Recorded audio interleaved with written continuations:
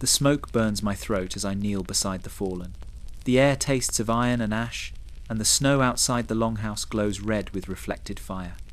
I can still hear the cries of women echoing between the timbers, not from the battle, but from what follows it.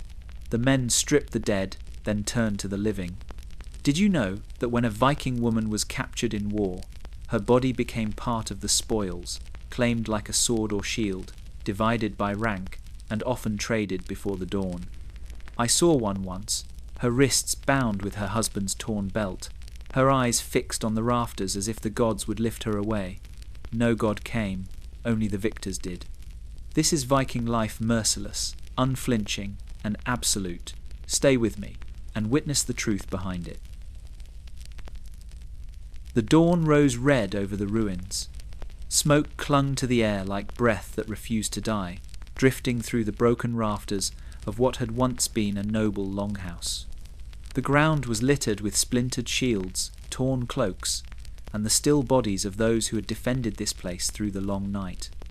Ravens gathered on the roof beams, pecking at the softest flesh they could find. Their wings fluttered against the smoke, black against the red glow.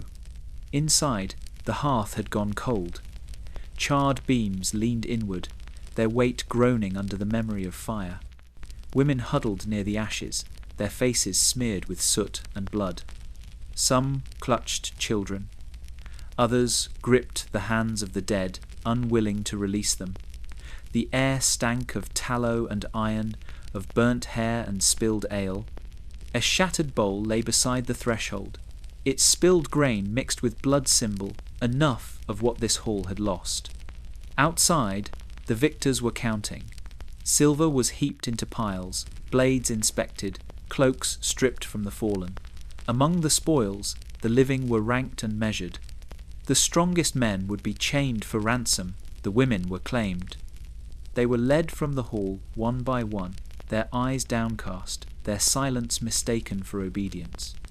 To the victors, this was the natural order of things: plunder, possession, and punishment. A tall warrior, his beard stiff with blood, paused at the doorway and looked back inside. There, beside the cold hearth, an old woman whispered into the ashes. Her voice was cracked but steady, the words old as the gods themselves. She named the dead, one by one, tracing their names into the soot with trembling fingers. For her, the act was sacred, an offering to memory in a place where memory was being burned away. The raiders did not stop her. To them, she was nothing, a relic too frail to be worth the weight of a chain. Yet, as they dragged the younger captives out into the snow, her voice followed them, a low chant carried on the smoke. She was not cursing them. She was reminding them. The gods, she said, keep count of all debts, even those paid in flesh. By midday, the longhouse was silent again. The raiders had gone, their ships heavy with spoils. Only crows remained, hopping across the snow where the bodies had frozen stiff. The old woman's chant faded into wind.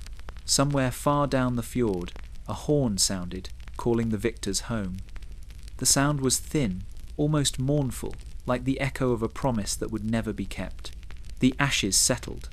The snow began to fall again, soft and slow, covering the scars of fire. Yet beneath that white silence, the ground still held its memory, the blood, the smoke, the weight of those who would never rise again. The hall was gone, but its story had only begun. The fjord was quiet, save for the creak of oars and the rasp of iron on wet wood. The longships rocked in the tide, their dragon heads glistening with frost and blood. Smoke still rose from the village behind them, curling through the grey morning sky like the spirit of the slain. The men moved slowly now, battle done, hunger and exhaustion taking their place. Yet in their weariness they still smiled. They had won. On the shingle, the spoils were gathered in neat rows. Iron tools, woven cloth, silver cups, and livestock bleating through the chill air. But the true spoils were the living ones lined up and bound, waiting for judgment. Warriors stood over them, calling names, debating ownership, arguing over who had earned what by blade or by blood. Among the captives, the women kept still. They had learned already that to weep was to invite mockery. Silence, they thought, was safer than sound. A young chieftain stood at the centre of it all, his armour splashed with mud and wine. He was barely older than the warriors who followed him, yet the men looked to him for division of the spoils. His word was law. He held up a gold arm ring stripped from the fallen jarl of the hall. Then, as easily as he had given a man a share of silver, he pointed toward a group of women kneeling in the snow. "These belong to the Sea King," he said, his voice calm, unshaken. "For without his ships, none of us would be standing."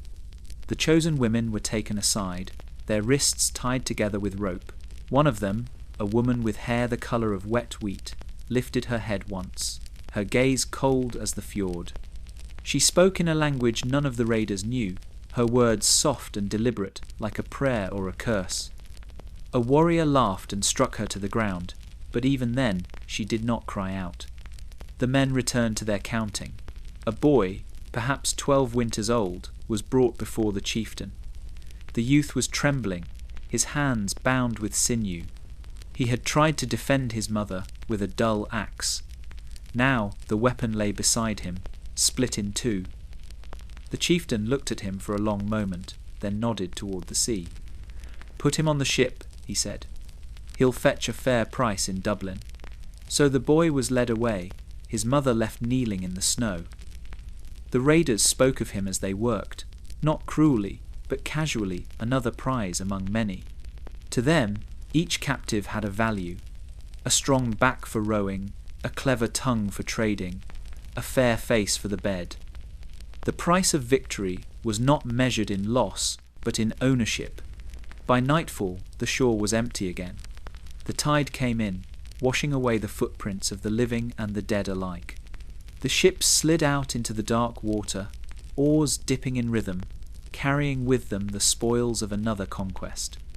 Behind them, the village smouldered beneath the moon, a ghost of smoke and sorrow marking the cost of triumph.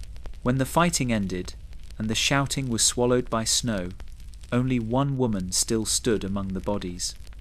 Her name was Asdis, widow of a fallen Viking, whose hall now burned behind her. The wind pulled at her hair, streaked with soot and ash, as she watched the men strip her husband's corpse of its armour. They did it methodically, one piece at a time, like craftsmen dismantling something sacred. Her husband had been a hard man, known for the iron in his temper and the gold in his arm ring. He had raided with kings and killed in their names. Yet even men like him, feared in life, were nothing in death. The raiders took his blade, his cloak, his boots. Then they left him bare in the snow, as if to remind the world that wealth meant nothing once the heart grew still. Asdis did not weep. She had no tears left to give. Her world had been reduced to smoke and ice, her voice hollow from screaming. Around her, other women had already been claimed, some dragged to the ships, others forced to kneel before men they would soon call husband, but she refused to kneel. She stood motionless, her breath white in the bitter air, her eyes fixed on the pyre where her home once stood. A raider approached her, a tall man, shoulders heavy with a wolf fur cloak, the leader's mark on his arm. He looked at her as one might look at a horse being appraised for strength. "You'll come quietly," he said. "Your husband's hall is ours now. You belong to it and to me." Her reply was simple: "I belong to no man still breathing." The men laughed at that, but when the chieftain reached to seize her arm, she moved faster than they expected. She snatched a burning brand from the wreckage and held it before her face. The flames flickered, reflected in her eyes. "If you take me," she said, "then you take the curse that follows." He struck her down, the torch falling into the snow, hissing as it died. The men bound her wrists, but her gaze never broke. They dragged her toward the ships, her feet cutting trails through the frost. That night, when the sea froze in a thin sheet of ice around the hulls, Asdis made her vow. While the others slept, she whispered to the gods, to Frigg for mercy, to Hel for passage, and to Odin for vengeance. She swore that she would eat nothing, drink nothing, speak no word until she saw her husband again beyond the veil. By the 9th dawn she was gone, her body cold beside the ship's rail, her lips blue, but her eyes still open. The men feared to touch her, calling her cursed. They threw her overboard, and the sea swallowed her whole. They said later that storms followed their voyage home, breaking 2 masts and drowning 5 men. Some swore they saw a woman's shadow walking on the waves, her hair trailing like seaweed, her oath unbroken beneath the moonlight. Hedeby smelled of salt, sweat, and coin. Beneath its timbered walls, the market spread like a wound upon the earth, noisy, alive, and unholy. The shouts of merchants mingled with the bleating of goats, the clash of iron, the hiss of oil poured over roasting meat. It was said that anything could be bought here: fur from the north, glass from the Franks, silk from the east, and among the wares no one spoke of, there were the living. The captives arrived at dawn, bound together by rope and silence. They were marched through the gates by guards carrying spears tipped with bone. Their hair was cut short, their clothing stripped to rags. Some were from Saxony, others from the Western Isles, others still from the lands beyond the Baltic. The traders had many names for them: thralls, servants, debt slaves, but the buyers knew the truth. They were merchandise. On raised platforms of rough plank, women stood barefoot in the cold. A scribe recorded their names, or whatever names the traders gave them, along with the price that would change by the hour. A scar lowered the value, so did age, or a limp, or the marks of childbirth. But beauty raised the bids higher than gold. A woman with fair hair could fetch the price of 2 oxen. A foreign accent added 10 silver coins more. Men circled them like hunters circling wounded prey. They spoke softly, asking questions of strength, of obedience, of fertility. The women did not answer. They were not meant to. One man lifted a captive's chin with his hand, inspecting her teeth. She flinched, and his laughter broke through the hum of the crowd. "Good," he said. "Fear means she still knows who owns her." Behind the platform, the merchant's ledger was heavy with numbers. For every life sold, a coin dropped into the wooden chest beside him. He cared nothing for their faces. To him, a thrall was worth what the market would bear, and this morning the market was strong. Among the captives stood a woman with a scar across her cheek, a mark from a sword that had not killed her. She did not lower her gaze. When the trader reached to turn her face toward the buyers, she spat at his boots. The man struck her once, twice, until blood mixed with her breath. But the crowd grew silent. They admired defiance, even as they crushed it. A merchant from Gotland offered more than any before him. He said he liked her spirit. By evening, the market's noise faded into the crackle of torches and the creak of wagons departing the gates. The slaves were divided, some bound for farms, others for brothels, a few for distant ships heading east to Russ or south to the Abbasid ports. The road swallowed them all. When the night wind rose from the fjord, it carried the scent of iron and sweat and the faint echo of chains. The merchants slept well, their purses fat with silver. Only the ravens remained awake, perched on the empty stalls, waiting for what the market always left behind. In the north, law was not written in mercy, but in measure.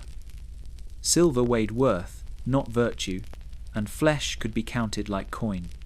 The sagas spoke often of courage, honour, and vengeance, but hidden in the scrolls of law, scratched in the cold language of the Gragas and Frostathing, were words that turned women into property. When a village fell and its women were taken, the victors did not call it theft, they called it inheritance. A captured woman became ambat, a bondmaid, her name recorded beside livestock and tools. Her life's value could be redeemed only in silver, a fixed price that varied by age, beauty, and skill. A girl of 15 summers was worth 12 ounces. A woman past 30 was worth 8. The law was precise. It did not tremble. On the western coast of Norway, the Jarl's steward kept such records in a longhouse lined with seal oil lamps. Each winter he sat with a quill carved from a gull's bone, marking names onto thin sheets of vellum. Thyra, bought in Hedeby, 30 silver. Alfhilda, captured near the Danelaw, sold to Ketil the Red. He wrote without emotion, without pause. The ink was as cold as the sea outside. In that same hall, the bondmaids moved quietly through the smoke. They carried water, mended tunics, tended fires that never belonged to them. Their hair was shorn short to mark their status. Their wrists bore thin scars from the first binding. Yet there were moments when they looked up from their work and met each other's eyes. No words passed between them, but the look itself was defiance, brief, dangerous, alive.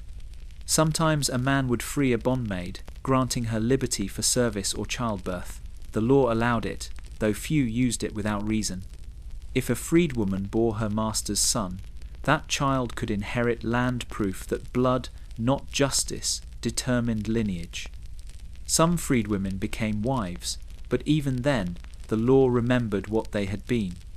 In disputes, a man could call her thrall-born, and the insult alone was enough to stain her honour. There were exceptions whispered about, in the dark corners of the hall, women who bartered their way into influence, who learned their master's tongue, his habits, his secrets. One such woman, they said, became a merchant herself after her owner's death, her silver earned through trade rather than servitude. But the skalds did not sing of her. Freedom, without lineage, was not fit for poetry. Outside, the wind rattled the doorboards like an old spirit demanding entry. Inside, the steward closed his ledger and sealed it with wax. The women slept beside the hearth, their breath rising in small clouds. To the law, they were numbers. To the gods, perhaps names. Yet between those two reckonings lay the truth of their existence. Written, erased, and rewritten again, ownership disguised as order. And in that cold arithmetic of the north, even the gods looked away. The harbour of Dublin was never still. Even before dawn, the clang of chains rang beneath the cries of gulls and the slap of oars. Fires burned along the quays, casting gold light over faces that did not belong there, faces too pale, too foreign, too afraid. The Norse called the place Dyflin, their jewel of trade and plunder, where ships from Norway, the Hebrides, and the East came to sell what they had taken and buy what they could not conquer. The river carried more than goods. It carried sorrow. Women stood in lines along the docks, their wrists bound with rope or iron. Some had come from Irish monasteries, others from the Saxon coast. A few were so far from home they no longer knew the language of their captors. To the men who weighed their worth, it did not matter. The women were not people here, they were merchandise, currency that breathed. Inside the market, traders called out in tongues that blended with the sea wind. Arabic merchants from Al-Andalus, Russmen from across the Baltic, Danes from Hedeby, all shouted over one another in a storm of barter and greed. A fair-haired woman fetched a higher price than a dark-haired one, a young one higher than a mother. Women who could sing or sew were valuable. Those who resisted were beaten until their silence made them sellable. In the back of the market stood a wooden pen, low, roofed, and stinking of straw and sweat. Captives huddled together there, their ankles cuffed, their hair crawling with salt and dirt. A priest once called the place a pit of Babel, where the languages of Europe mixed like filth in a drain. He was right. Here, French whispers met Gaelic prayers, Slavic curses met Norse laughter, and through it all, the sound of the sea marked time like a heartbeat. On one winter morning, a storm struck as an auction began. Rain pelted the square, turning the mud to black rivers. A merchant wrapped in sealskin raised his hand, his voice cutting through the noise. 2 silver for the pair, he said, pointing to 2 sisters from the Scottish Isles.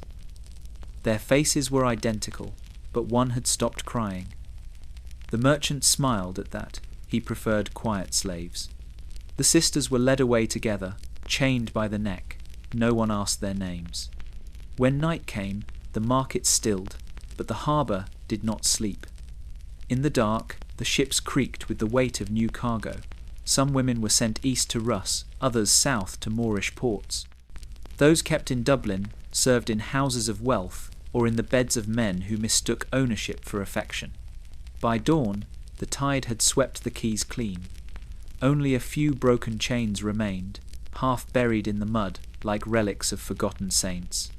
The city would wake again to trade, its riches bought with misery and salt, and the river, indifferent as ever, would carry it all to sea, iron, sorrow, and silence, flowing together into the endless grey. Winter came early that year. Frost crept across the fields like a thief, turning every furrow silver and hard. The raiding season was over, and men who had returned from the west now sat in smoky halls, their bellies full, their tempers sharp from idleness. In the quiet between storms, the need for warmth grew, and so began the season of winter marriages, when conquered women were taken not as captives, but as wives. It was a ceremony of convenience, not of love. The old laws said a man could claim a woman by right if he had taken her in war and kept her through 3 nights beneath his roof. The law made no mention of her consent. So when the feasts began, women who had survived the summer's raids were brought forward like offerings. They were washed, dressed in linen, and placed beside the fire. The men would drink, boast, and eventually choose. In one longhouse, deep in the fjords of Rogaland, such a wedding took place. The bride had once been the daughter of an Irish chieftain, captured when her father's fort burned to ash. Her name was Maeve, though her new husband called her, something easier on his tongue, Mother, meaning mother, as if her only purpose was yet to come. The guests toasted the union with horns of ale, their laughter echoing off the timber walls. Maeve did not drink. She sat silent, her hands folded in her lap, the light of the fire flickering across her expressionless face. To the men, her stillness was virtue. They praised her composure, her obedience, her grace. But one old woman, bent with years, watched her differently. She saw the way Maeb's fingers tightened around the hem of her dress when the groom leaned close. She saw the way her eyes never lifted from the flames. The old woman had been a bondmaid once. She recognized the silence that came from swallowing screams. Outside, the wind howled across the fjord, rattling the wooden doors. The groom laughed, shouting to the gods for luck and sons. He lifted his bride to her feet, his hand gripping her arm like a handle. The guests roared approval as he led her to the bedchamber. The old woman turned away, muttering a prayer to Frigg under her breath, one the gods had likely grown tired of hearing. By dawn, the laughter had faded. The hall smelled of smoke, ale, and sweat. The groom slept heavily, his arm draped across the woman who stared at the rafters above her. Outside, snow began to fall, blanketing the fields, softening the world. Maeb's breath rose in the cold air, like a ghost refusing to leave. In the months that followed, she bore her silence as a shield. The villagers began to call her Bleth Kona, the gentle woman. But in her eyes burned something the winter could not freeze. For though she wore her chains like a bridal crown, her heart still waited for spring and the thaw that might one day come with it. The plain at Thingvellir lay quiet beneath the summer sun, the air trembling with heat that shimmered over the lava fields. All around, tents had risen like bright sails. Farmers, chieftains, traders, and thralls alike gathered for the great Althing, where the laws of the land were spoken aloud and the disputes of men were judged before gods and witnesses. It was here, amid the circle of stones and smoke of cook fires, that justice was meant to live. Yet justice in the north was a creature easily tamed. That year, a strange case drew the crowd. A chieftain from the western fjords stood accused of taking a free woman by force during a raid near Voss. His accuser was her brother, a farmer, too poor to buy vengeance with silver. He had walked for 3 days through wind and rain to bring the case before the law speaker. The woman herself did not speak. She sat among the tents, her face hidden beneath a hood, her wrists still bearing faint bruises from the ropes that had bound her. The law speaker, an old man whose beard reached his belt, stood upon the law rock and began to recite. His voice was steady, measured, and cold. The law was clear, he said. If a free woman was forced against her will, the punishment was banishment and fine. But if she had been taken during a raid, and the man later offered her marriage, the gods might view it as a union, not a crime. That single sentence hung in the air like a noose. The chieftain stood tall before the assembly, his cloak clasped with silver, his hands resting on the pommel of his sword. I took no unwilling woman, he declared. When I brought her to my hall, I offered her the rights of wife and home. She eats my bread and warms my bed. Who among you would say that is dishonor? The crowd murmured, some nodded, others spat into the grass. The law speaker asked the woman to stand. Slowly she rose. The hood fell back, revealing a face pale as riverstone. She said nothing for a long time, until even the wind seemed to wait. Then, in a voice so calm it seemed to come from another world, she said, "A home built from blood cannot hold peace." The words silenced even the ravens. For a heartbeat, the Althing seemed to forget its purpose. Then the law speaker nodded once. "The gods will judge," he said, and struck his staff against the rock. The case was closed. The chieftain walked free. That night, a storm rolled down from the mountains, tearing through the tents. By dawn, the woman and her brother were gone, their fire long cold. Some said they fled to the coast, others that they vanished into the wilds. But in the sagas, it is said that years later, that same chieftain, drowned in his own fjord, dragged down by a sudden wind that came from nowhere. The gods, it seemed, had given their verdict after all. The longhouse at Hålogaland sat high above the fjord, its roof heavy with snow, and its walls lined with carved beasts, whose mouths never closed.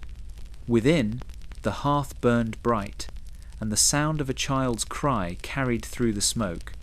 The men said it was a sign of fortune. A son had been born, yet no one spoke of his mother. She had come from the Hebrides, taken in a raid 3 winters past. Her name before captivity was lost, replaced with the one her master had given her, Eira. It meant mercy, though none had been shown her. She worked first as a servant, carrying water from the frozen stream and tending fires that scorched her hands. Her back bore scars from the journey north, and her tongue had forgotten its old language. But she learned the new one quickly, the words for hunger, for silence, for pain. The Jarl who owned her was not a cruel man by the measure of his time. He spoke little, fought often, and drank himself to sleep by the fire. One night, when the storms trapped the household indoors, he called her to serve him wine. When the jar tipped, spilling across his lap, he struck her once. She did not cry out. He looked at her, then not as a servant, but as something else. By spring, she carried his child. When her belly began to swell, the women whispered. Some pitied her, others envied her. A thrall who bore her master's son might rise higher than her station. She would still serve, but with a token of power between her ribs, a child whose blood could not be denied. And so, when the day came, and she screamed through the night with only the midwife beside her, the men waited outside in uneasy silence. The child lived, a boy with grey eyes and a mark on his shoulder shaped like a crescent moon. The Jarl named him Håkon. He never named her again. From that day forward, she was only Barnsmóðir, the child's mother. Years passed. The boy grew strong, fast, and quiet like her. He followed his father into the mountains, learned the ways of sword and sail, and returned with stories of raids and gold.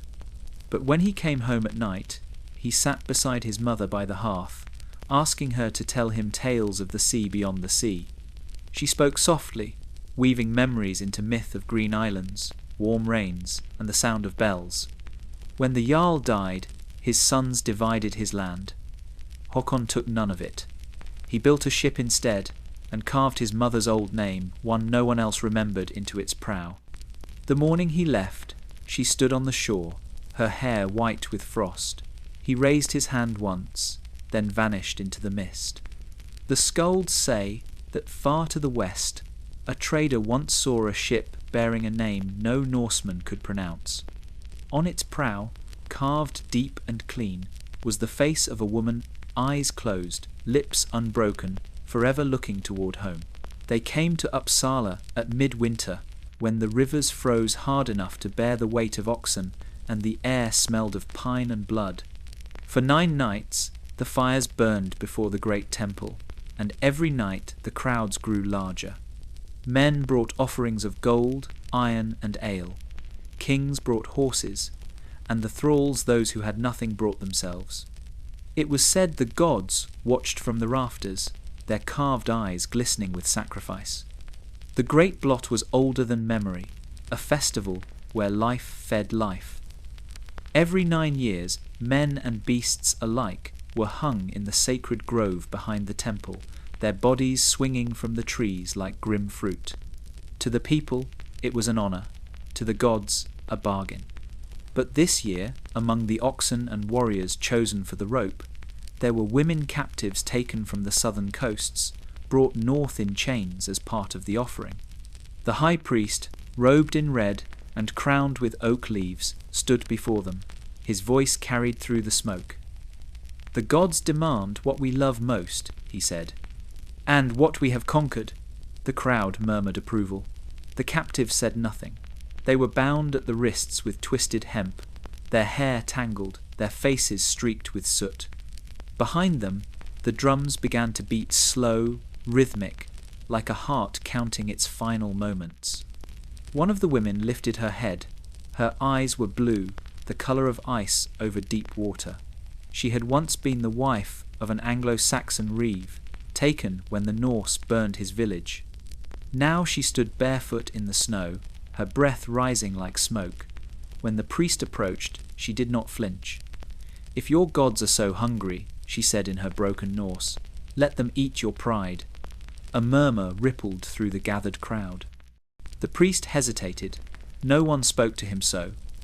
But he recovered quickly, raising his hand for silence. "Even in death," he said, "the proud may serve." He took the knife from the altar, a blade carved from reindeer bone, and drew it across her palm.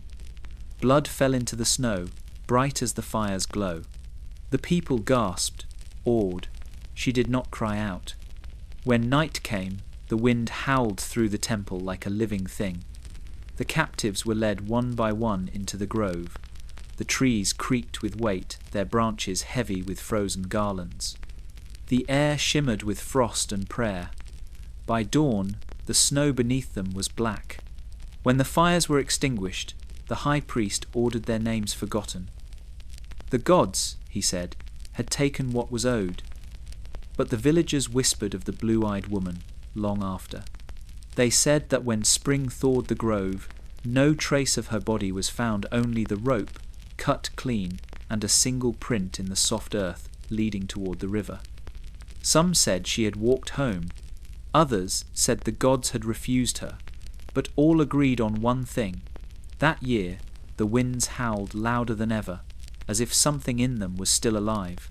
In the northern stronghold of Lade, where the sea crashed against cliffs sharp as spears, Jarl Håkon ruled with gold, iron, and fear. His hall stood like a fortress above the fjord, its walls carved with the tales of his ancestors, men who had burned kingdoms and buried slaves alive beside their ships. Beneath those carvings, the Jarl's women lived. Some were wives by law, others by conquest. All were bound to him by silence.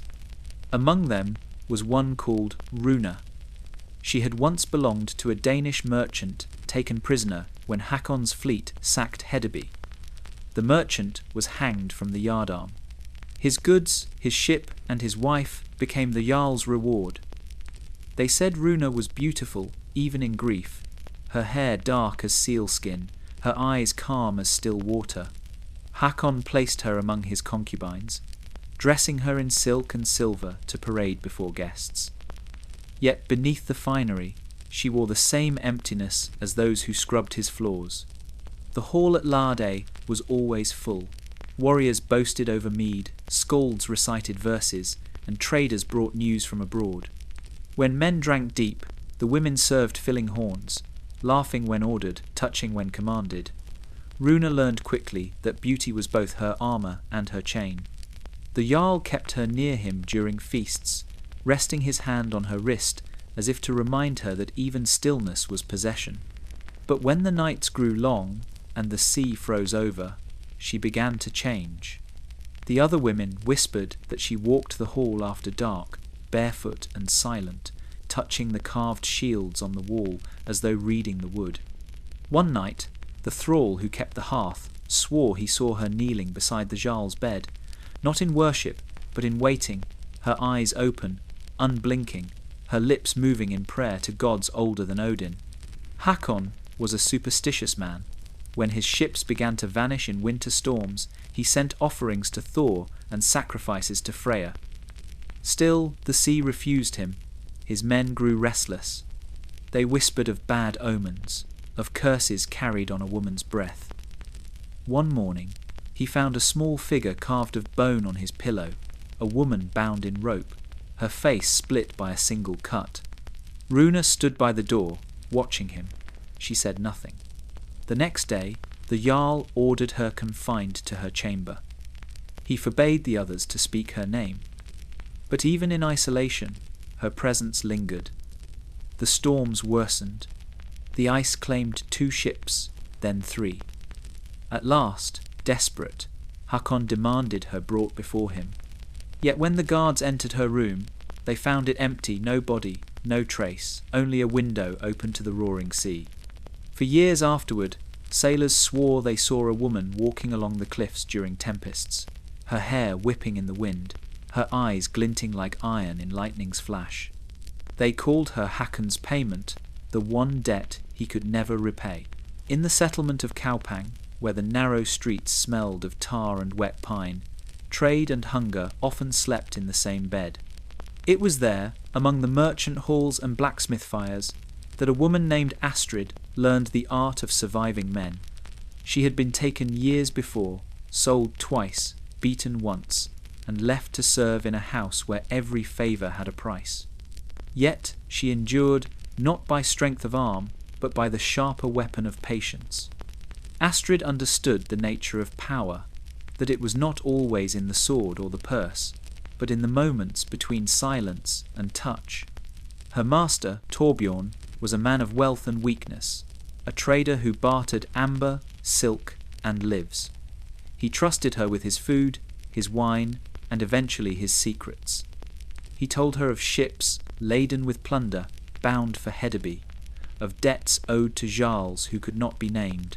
Each night he spoke more, believing her stillness was submission. She listened, storing his words like arrows in a hidden quiver. One winter, Torbjorn quarrelled with another merchant over the sale of stolen silver. The dispute drew blood. The local lawman demanded compensation, but Torbjorn refused, claiming divine favour and the protection of his lineage. Astrid saw the crack in his pride, then saw how fear gnawed at the edges of his confidence. She began to speak softly of omens, of dreams sent by the gods, of enemies who whispered curses through the smoke of the hearth. In those nights she was no longer a servant. She became his comfort, his seer, his shadow. The household grew quiet as rumours spread. Some said Astrid had bewitched him, that her foreign eyes held the power of the old witches burned in Iceland. Others said she had merely learned what the gods never wrote down, that men are easiest to guide when they believe they are leading. By spring, she wore bracelets of silver and keys at her waist, the marks of a free woman. Yet her freedom had been purchased, not with coin, but with a man's undoing. One evening, when the thaw began, and the air smelled faintly of salt and new grass, Torbjorn fell ill after supper. His servants said he coughed once, then twice, and then slumped forward over the table, his cup of mead spilling into his lap. Astrid sat beside him, her expression unreadable as the life left his face. The healer found nothing amiss. The neighbours spoke of fever, but in the ashes of the hearth, someone found the remains of crushed berries, red and bitter, the kind used by wise women who knew too much. After his death, the merchant's fortune passed to her by law, for she had been written into his will as wife. She paid the debts he owed, freed the other thralls, and left Kaupang before the first snow returned. Some said she sailed east with traders bound for Rus. Others said she built a small house beside a quiet river and lived out her days alone. But in the market, the old women still whispered her name when men boasted of owning their wives. Astrid, they said, the thrall who learned that even a bed could be a battlefield. The market square at Schleswig woke with the dawn, its mist rising from the river like the breath of sleeping beasts. The smell of pitch, sweat, and roasted fish clung to the air. Traders called across the stalls, their voices sharp as gulls. Silver changed hands, iron glinted in the cold light, and somewhere in the middle of it all, a long line of women stood waiting, silent, veiled, and trembling beneath their wool cloaks. It was called the bride market, though few of the women came willingly. Some were orphans sold by their kin, others debt slaves, and many more were captives from the Western Isles or the Saxon countryside. To the men of the Danelaw and the North, Schleswig was a place of opportunity, where a man without dowry could still find a wife, and a woman could be purchased cheaper than a sword. The square was divided by rank. On one side stood the free-born maidens, offered by fathers seeking alliances. On the other stood the captives, their fates decided by coin alone. The buyers moved between them as if walking through a stable, asking questions of strength, of fertility, of obedience. Laughter rolled over the crowd, drowning out the women's quiet breathing. At the edge of the market stood a girl named Solveig. Her wrists bore faint rope scars, and her eyes were dark from sleepless nights. She had been taken from a burned monastery on the Rhine, her convent sisters scattered, her prayers unanswered. Now she waited, her veil damp with fog, as a merchant counted silver into his palm. She had been told she would serve in a house near the coast, though she did not yet know as wife or thrall. When her turn came, she was led onto the wooden platform. The auctioneer lifted her chin with a stick so the buyers could see her face. 16 winters, he said. Knows letters, unbroken spirit. That last phrase drew attention, for men valued defiance differently, some as a challenge, others as a flaw. An older warrior stepped forward, his beard shot with grey. He looked at her, not with desire, but calculation. "I'll pay 10 silver, he said, "and she'll have a place in my household." The crowd muttered. 10 was high. The auctioneer struck the deal, and Solveig was led down into the cold mud, her life exchanged in the space of a heartbeat. The warrior's name was Leif. He was a widower, his sons grown and gone to sea. He brought her home to a longhouse by the dunes. There she cooked, mended, and waited for her fate to sharpen its edge. But Leif never touched her. He gave her a room of her own, a small silver cross he had once taken from a raid, and silence. Years later, when he died, the villagers said the cross was found buried with her, not on him. They wondered if mercy could ever be bought, or if it had simply passed, unnoticed, between two souls who never learned each other's language. The winter of 873 swallowed the land whole. The great heathen army had marched deep into Mercia, its banners black with frost and soot. When they reached the monastery at Repton, they found no army waiting, only monks clutching their crosses and women clutching their children. By the time the snow stopped falling, the ground was red. The Vikings turned the holy place into a fortress. They tore down the chapel walls to make ramparts, stripped the altars for timber, and dug graves in the cloisters. Some of the monks were kept alive to tend the fires and dig the pits. Others were hung from the trees that lined the riverbank, their robes stiff in the cold wind. But it was the women wives of noblemen, nuns taken from cloisters, peasants dragged from fields who bore the deepest scars of conquest. Archaeologists would later uncover their bones centuries later, buried beneath layers of earth and ash. Some were laid beside Viking men, perhaps in imitation of Norse custom, others alone in shallow pits. The marks told their story better than any chronicle.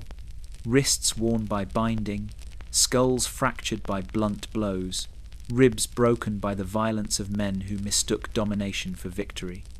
In one grave, they found the skeleton of a woman with her hands still shackled, her jaw unbroken, but her teeth shattered, as if she had bitten down on iron rather than cry out. The sagas do not mention her. They never mention any of them. They speak only of triumphs and oaths, of blood spilled in the name of kings and gods. Yet, in Repton's frozen earth, the silence of those women lingers like the echo of a scream beneath stone. The camp at Repton became a hive of power. Warriors feasted over the graves they had made. Captured women were distributed among them as servants, concubines, or trophies. Some carried water to the smiths who reforged stolen swords. Others nursed the wounded, their own bodies marked with the same hands they healed. At night, when the fires burned low and the laughter dulled, they huddled together in the corners of tents, whispering prayers to gods who no longer listened. One tale survived in local legend. It told of a Mercian woman, taken as a slave, who escaped during the thaw. They said she fled across the frozen marsh, carrying a single candle from the monastery's ruined altar. For 3 nights she hid among the reeds, the flame still burning in her cupped hands. When at last the Vikings found her, she was already dead, frozen solid, her candle untouched. The men who buried her called her the Candle Wife, and some swore that every winter after, a lone light flickered on the riverbank near Repton when snow began to fall. The conquerors eventually moved on, chasing new kingdoms to devour. The camp decayed, the graves filled with frost and memory. But when the earth was finally opened again, the bones beneath it did not lie. They spoke of what the sagas would not, that victory has a weight and it is measured in chains. In the valley of Hordaland, where the mountains closed around the farms like stone hands, an old seeress once said that the gods sometimes spared a captive, not from mercy, but from purpose. Her words lingered in the smoke of her hut, half remembered, until a woman proved them true. Her name was Ylva. She had been taken from a Frankish village on the coast, her family slain, her church burned. The raiders sold her to a chieftain of the north, a man named Ragnar, who had grown rich from trading fur and flesh alike. In his hall she laboured like the others, spinning wool, grinding grain, tending fires that burned hotter than the tempers of men. Yet there was something about her the others noticed. A stillness that did not break. She listened more than she spoke, and when she did, her voice carried a strange certainty, as though she heard words others could not. It began one autumn night when Ragnar's eldest son fell ill. The boy raved with fever, his skin pale as birch bark. The household called for healers, but none could help. In desperation, Ragnar turned to the captive, who sat alone near the hearth, hands folded in her lap. "They say your kind pray to a god who heals," he said. "Pray now." Ylva looked up at him through the smoke. "I will pray," she answered, "but I will also need my freedom." The hall fell silent. To demand terms of a master was unthinkable. Yet Ragnar, too afraid of losing his son, agreed to the bargain. She spent that night tending to the boy, mixing herbs with honey, and murmuring words no one recognized. The fever broke by dawn. When Ragnar found his son sitting upright, drinking water from a wooden cup, he called it a miracle. True to his word, he cut Ylva's chains himself. "You are free," he said. But you will not leave. The gods speak through you.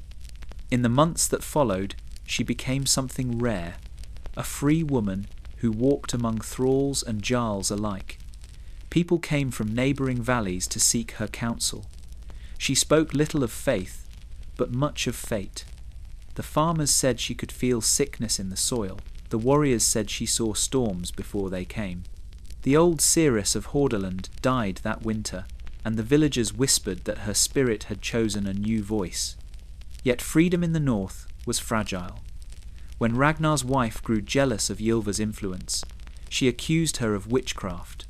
The same hands that once freed her bound her again. She was taken to the edge of the fjord, where ice floated like shattered glass. There she was tied to a stone and cast into the black water. But the next morning, fishermen found the stone on the shore. The ropes cut clean, no body, no trace, only a raven feather frozen into the ice beside it. The old men said Odin had taken her. The women said she had taken herself. And long after, when storms rolled down from the mountains, the people of Hordaland would light a candle by their hearths and whisper her name, hoping she still listened from somewhere beyond the fog. There was a law among certain jarls, a quiet, cruel custom buried beneath the ruins of property and kinship. It was called the 3-night claim. If a man shared his bed with a woman for 3 nights beneath the same roof, she became his lawful wife. The rule was said to protect women of uncertain birth, to give structure to love and inheritance. In truth, it was a blade hidden behind the language of order. For a captive, it was a law that turned surrender into ceremony. On the coast of Jutland, a small hall overlooked the frozen sea. There lived a sea king named Bjorn the Grey, known for his raids across the English shore and his appetite for trophies both in silver and in flesh. Among his captives was a Saxon woman named Elswith, taken from a monastery near the river Humber. She had been educated by nuns, knew how to read Latin prayers, and had hands more used to ink than to rope. Yet now those hands bore the marks of chains, and her hair was cut short to mark her as property. Bjorn kept her apart from the others, first as curiosity, then as possession. He told his men that she was not to be harmed, that she would serve as proof of his power, a foreign woman tamed by the law of the north. On the first night, he ordered her to his chamber. The wind howled through the gaps in the roof, and snow fell into the fire pit, hissing into steam. She stood by the wall, her face pale, her breath steady. "I could sell you," he said, circling her like a wolf testing a fence. "But I would rather bind you by law than by rope." She said nothing. The first night passed in silence.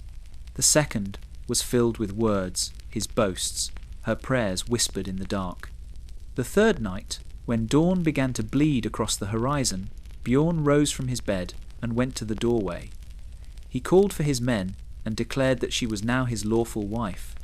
The witnesses nodded, satisfied. The law was clear, and the law, they said, was sacred.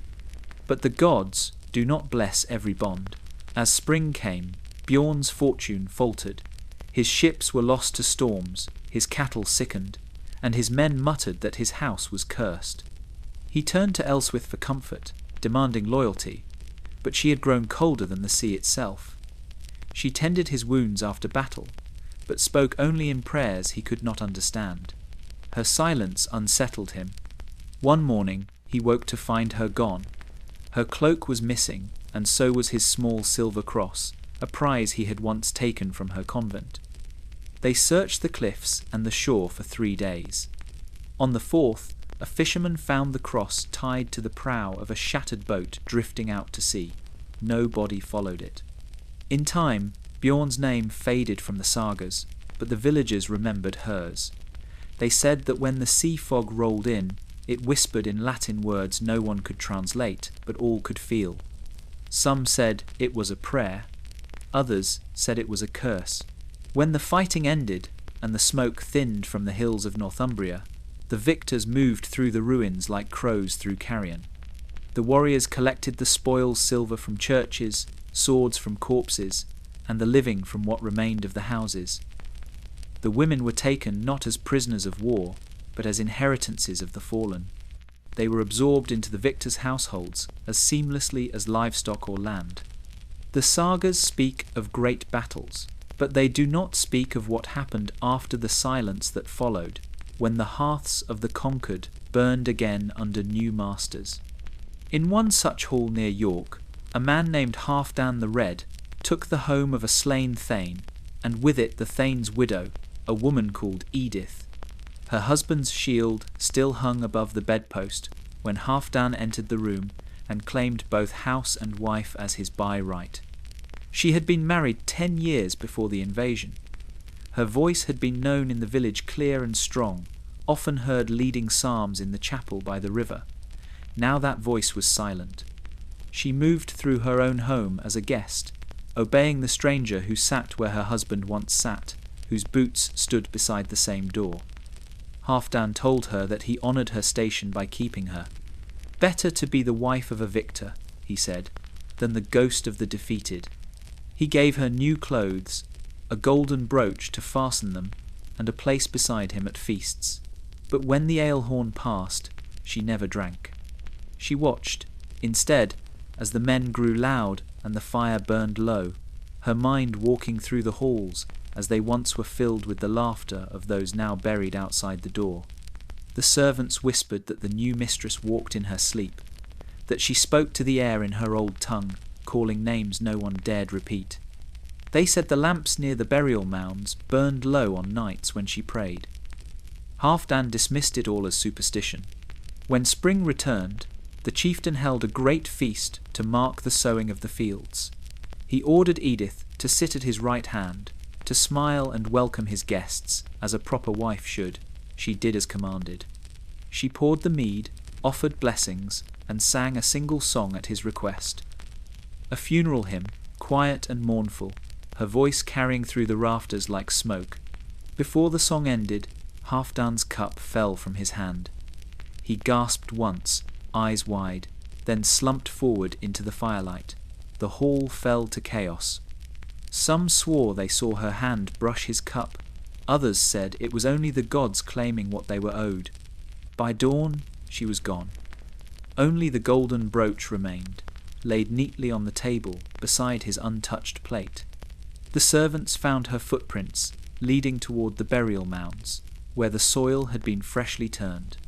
They called the place the household of the dead, for every man who took that hall afterward died before winter's end, and none ever dared call a conquered woman wife again. In Iceland, they said every bond could be broken, except one, the mark of ownership. It was older than law, older even than the sagas themselves. When a person was branded, they ceased to be human in the eyes of the thing. They became fey livestock, property, something to be weighed, traded, or buried with their master when death demanded company. The iron was always heated at dawn. In the low light of the smithy, the air shimmered with heat, and the smell of animal fat rubbed on the brand to keep it from sticking to the flesh. The blacksmith's hammer fell in rhythm, a grim heartbeat that called the thralls from their sleep. They came barefoot, wrists bound, herded like cattle to the clearing where the ceremony would take place. The master stood waiting, his cloak wrapped tight against the wind, his overseer beside him holding the seal of the house, a rune carved into a ring of iron. That morning, the brand belonged to a woman named Freydis. She had been captured years ago in a raid near Lindisfarne, spared because she could read, because she knew herbs that healed wounds and cured fevers. Her skill had kept her alive, her defiance had brought her here. When the Jarl learned she had been teaching the other slaves to write their names on bits of driftwood, he ordered her, marked. "So none forget to whom you belong," he said. The iron hissed as it entered the fire. The crowd watched in silence. Freydis did not kneel. 2 men forced her to the ground, pressing her arm against a block of wood. When the iron touched her skin, the air filled with the stench of burning flesh and the sharp sound of her breath drawn through her teeth, but no scream followed. The mark was small, a single rune, meaning ownership, yet it might as well have been carved into her soul. When it was done, she rose without help. Her arm trembled, but her gaze was steady. The Jarl turned away, dismissing her as he might dismiss a beast branded for sale.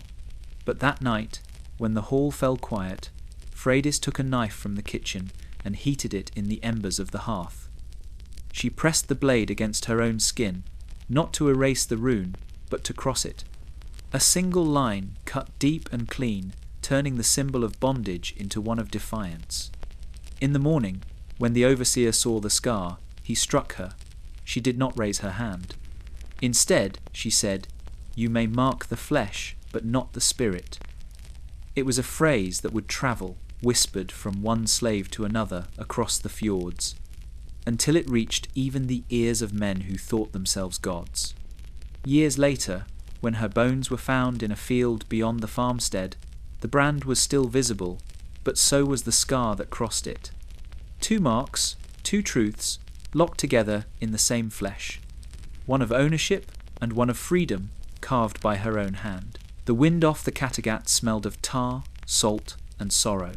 40 longships lay moored in the bay, their dragon heads rising through the mist like beasts waiting to be loosed.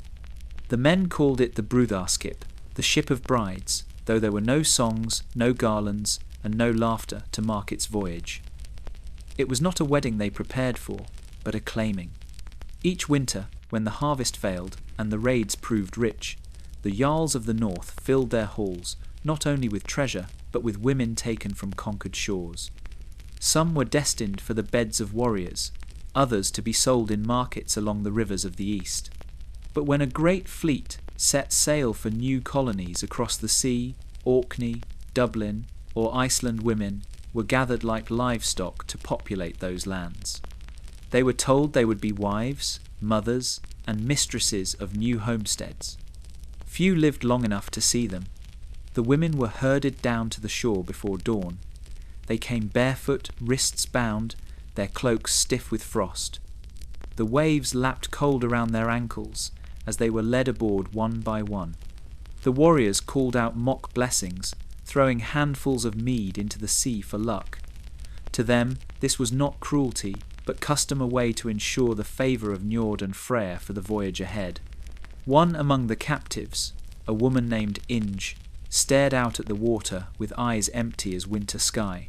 She had been taken from the coast of Northumbria after her husband's hall was burned.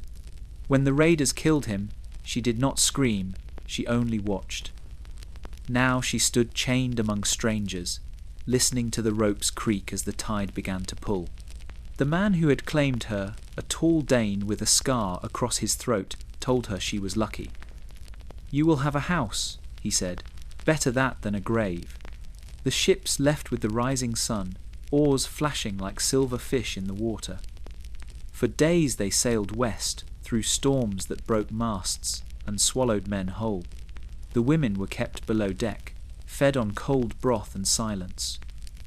When the sea grew violent, one of the crew shouted that the gods were angry that there were cursed souls aboard. The captain ordered a count, and when one woman was found dead in her chains, he declared it an omen. Her body was thrown overboard, her hair fanning through the waves like weed. By the time they reached land, 3 ships had vanished in fog. The survivors built their settlement on a green slope facing the sea where the wind never stopped. They buried their dead beneath piles of stone, nameless and unmarked. The women were divided among the men, like inheritance. And yet, in that strange new world, something ancient stirred. When the first storm of spring rolled in, the sea glowed faintly blue at night, so bright the settlers said it was the spirits of the lost, walking beside their ships, forever sailing home. Birka, the island market of kings and outlaws alike, shimmered in the summer haze. Ships from every corner of the world filled its harbour, Rus traders with furs and slaves, Danes with stolen silver, and Arabs with silks that caught the sun like flame. The air was thick with the clamour of languages and the smell of sweat, tar, and roasted fish. To the merchants, it was the beating heart of wealth in the north. To the captives, It was the last place their names would ever be spoken. The market square sat atop a rise above the docks. Beneath rows of coloured awnings, traders displayed everything a man could desire: amber, iron, ivory, even walrus tusks carved into idols. But at the far edge, beneath a tent marked only with a raven banner, the true currency of Birka was traded: flesh. The slave pens were small, fenced with rough timber and lined with straw. Inside, women from every coast huddled together, shielding their faces from the Sunday. Some had been captured during raids in Saxony, others sold by their own families to pay debts. The traders called them ambatir, as if the word itself could soften what they were. They were washed in the river, oiled, and made to stand for inspection. Buyers looked them over as they would a horse lifting chins, examining hands, checking teeth. A woman's worth was measured by her beauty, her youth, or her skill with loom and spindle. The auctioneer stood on a wooden crate, his voice rising above the crowd. From the coast of the Franks, he shouted, unspoiled, strong, and obedient. Who will bid?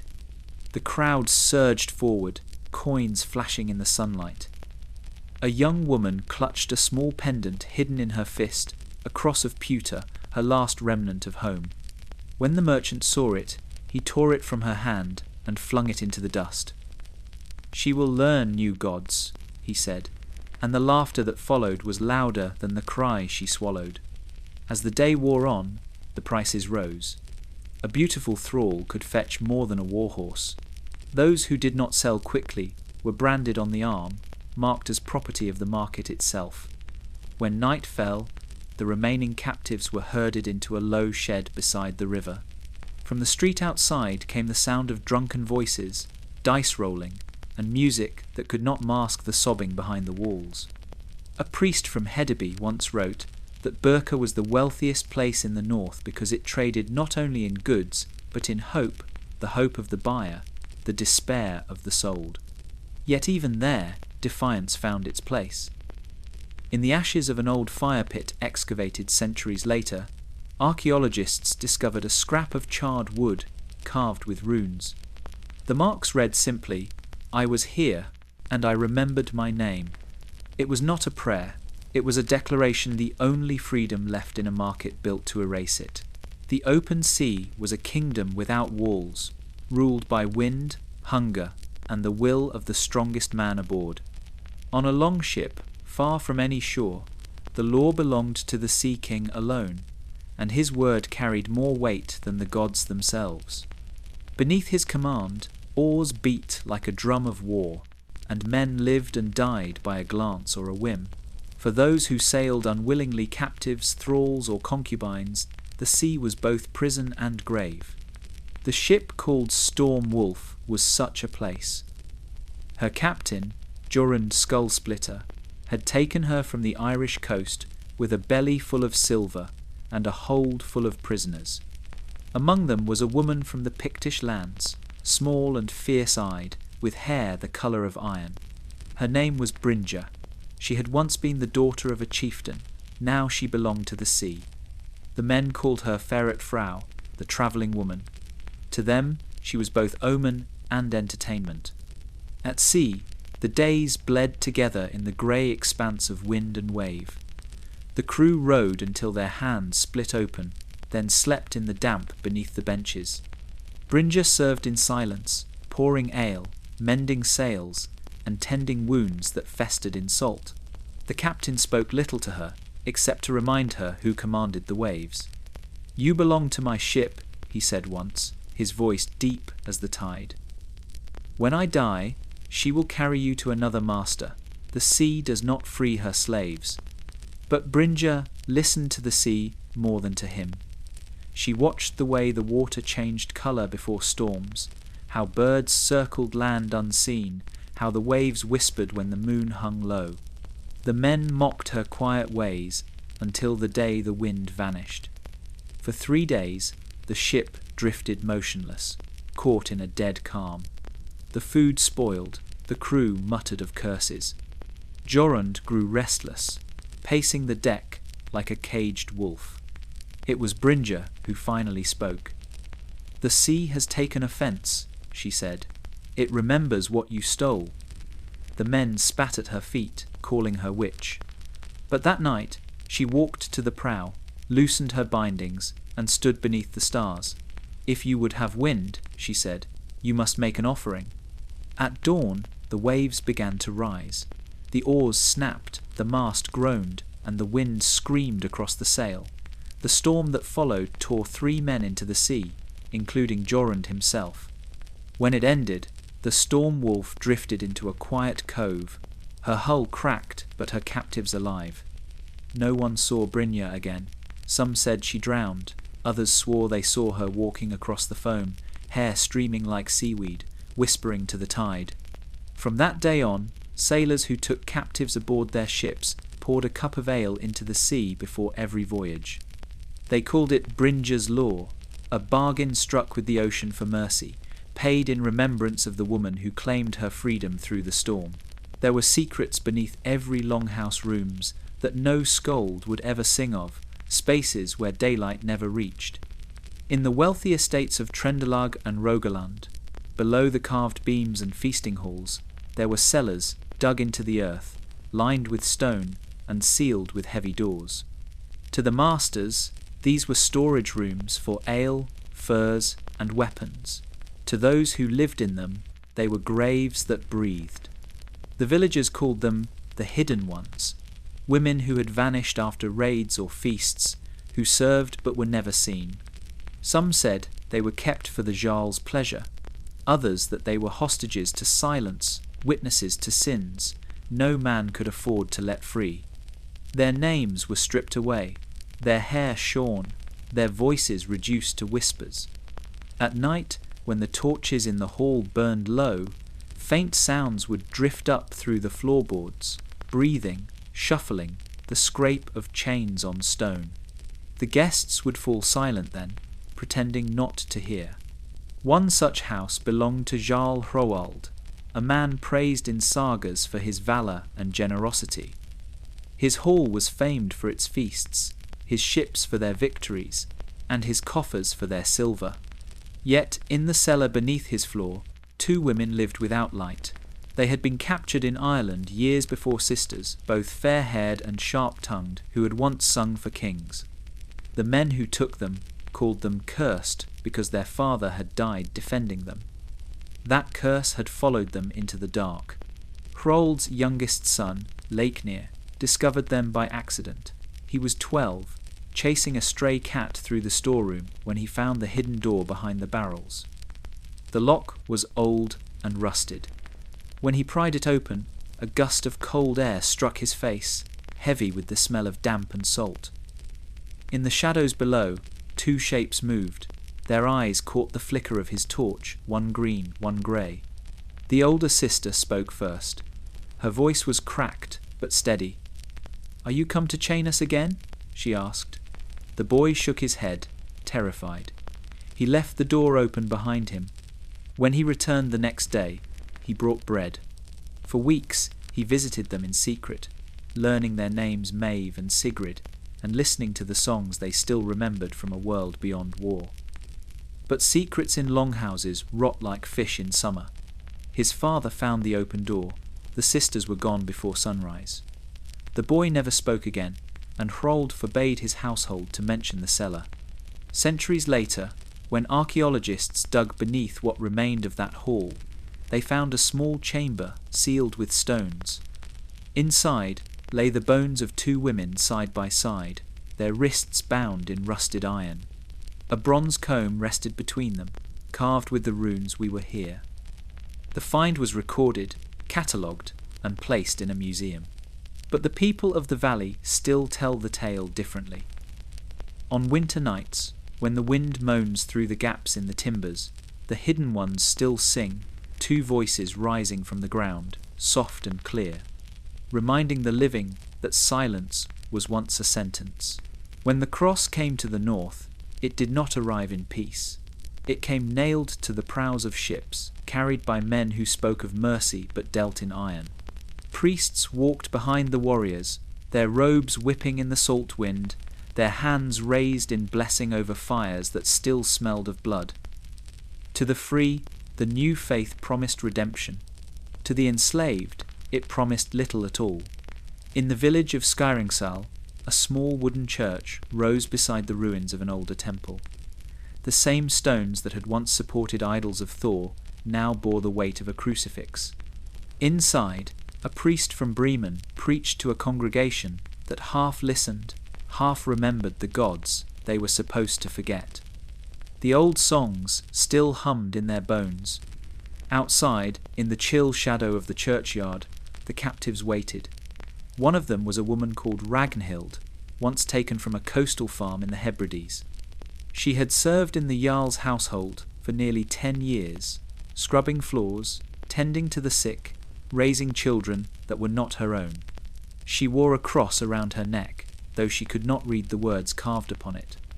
It had been forced upon her during the last feast of Yule, when the priest declared that all within the Jarl's walls must be baptized in the name of the new god. The Jarl himself had laughed, agreeing easily, for conversion was cheaper than conflict. But Ragnhild knew the truth of such vows. The priest had sprinkled her with holy water, spoken Latin she could not understand, and pronounced her soul redeemed. Yet when the candles went out, nothing changed. She still slept by the hearth with the other thralls. She still wore the iron ring on her wrist, and when the Jarl grew drunk, he still called for her by name, as he always had. The priest spoke of heaven, of forgiveness, of a kingdom beyond the grave. Ragnhild wondered what kind of heaven welcomed those who had no choice.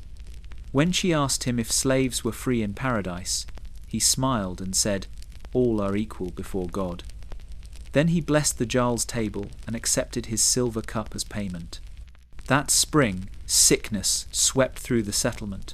The priest fell first. His cross lay heavy on his chest as he coughed and bled beneath his blankets. Ragnhild tended to him, as she had tended to every other dying man in her life. When he begged her to pray, she did not to his God, but to the ones who had watched her before, to Frigg for mercy, to Hel for peace, and to the nameless spirits of the sea, who took pity on no one but listened all the same. When the fever finally took him, she walked to the shoreline, holding the wooden cross he had given her. The tide was high, the foam cold against her legs. She cast it into the waves and whispered, "If your God wants me, he knows where to find me." The next morning, the cross washed ashore, tangled in her footprints. No one saw her again after that, but for years the fishermen said that on calm nights a woman's voice could be heard singing between the breakers, half prayer, half defiance, carried out to sea where no church bells ever rang. In the valley of Thingvellir, where steam rose from cracks in the earth and the air smelled of sulphur and rain, there lived a woman named Thora. She was not born among the Norse, but had come as a captive from the Scottish Isles, taken during a summer raid. The men who brought her across the sea sold her to a chieftain's household, where she worked in silence, mending clothes and tending animals. What set her apart was not her beauty or her strength, but the small pouch she carried filled with herbs, roots, and whispers. The women of the household came to her in secret. They said she could still a fever with a single leaf, ease a birth with a handful of moss, or draw the poison from a wound with a charm spoken under her breath. Some called her a healer, others called her a witch. Both names were dangerous. When the Jarl's son fell ill one spring, his body burning with a sickness that even the priests could not name, Thora was summoned. She came quietly, her hands stained green from the forest. She boiled willow bark, crushed yarrow, and murmured to the spirit of the hearth, the boy's breathing eased by dawn. The Jarl declared it a miracle, and for a brief season Thora was treated with respect. But envy grows faster than gratitude. The Jarl's wife began to fear her influence. When the cows sickened and a storm tore the roof from the storehouse, the blame fell upon the foreign woman with her strange tongue and her pouches of herbs. The priest newly arrived from the south spoke of devils that disguised themselves as healers. The old gods do not die, he warned. They merely hide inside those who serve them. At midsummer, Thora was seized. They tied her to a post in the square and questioned her for hours. She confessed to nothing. They said she had cursed the Jarl's household and slept with the spirits of the mountain. When they burned her pouch before her eyes, the smoke turned blue, and the crowd recoiled. Some said they saw faces in the flame. The priest took it as proof. Before the fire was lit beneath her feet, Thora looked toward the fjord, where the wind carried the scent of salt. "I heal what the gods will not," she said. "And if they curse me for it, then so be it." The words unsettled even her accusers. When the flames rose, she did not scream. That night, a storm broke across the valley. Lightning struck the Jarl's hall, splitting its roof in two. The priest who condemned her was found dead at dawn, his eyes open, his mouth full of ash. For generations, no crops grew where Thora's pyre had burned. The villagers avoided that patch of earth, but when their children grew sick, they left small offerings there, bundles of herbs, bits of silver, locks of hair, whispering her name softly to the wind. Thora, they said, had not cursed them. She had only refused to be forgotten. When the armies withdrew and the smoke cleared from the meadows of Kent, one life remained where 100 had ended. A girl, barely 14 winters, wandered among the bodies, searching for her father. His banner, once gold and blue, lay trampled in the mud, his shield split clean down the centre. She found him near the stream, eyes open to the grey sky, his sword missing from his hand.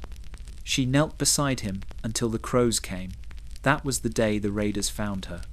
Her name was Edith, though she would not hear it spoken again for many years.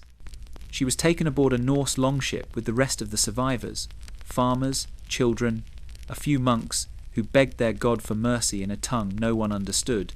The men did not strike her. She was young and quiet, her pale hair tangled like riverweed. The ship's captain, a tall man called Ketil One-Eye, looked at her once and said she would fetch a good price in Hedeby. But when they reached the Danish coast, he changed his mind. "She bears noble blood," he told his men, "a good omen for the house." So he kept her, naming her Edda after his mother. She learned to grind meal, weave flax, and tend the hearth. In time, she learned their words, though she spoke little.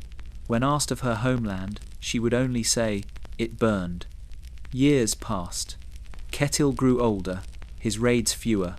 One winter he fell ill with a sickness of the chest, and in his fever he called for the daughter he had lost long ago. Edda sat by his side through the long nights, mixing herbs and wiping the sweat from his brow. When he recovered, he declared her his own, granting her a measure of freedom rare for one of her birth. The men of the household began to call her Fríð, Kona the Peace Woman, believing her presence warded misfortune. When spring returned, Ketil's son came home from the sea. He was younger than his father had been when the raids began, restless, proud, and hungry for glory. He looked at Edda as men looked at the spoils of war, and she felt again the same chill that had followed her since the riverbank in Kent. One night he took what was not freely given. 9 months later she bore a son. The boy's hair was gold like hers, his eyes grey like the sea. Ketil named him Leif and claimed him as kin, though everyone knew whose blood ran in his veins. As the boy grew, the people whispered that he had 2 fathers, one of the sword, one of sorrow.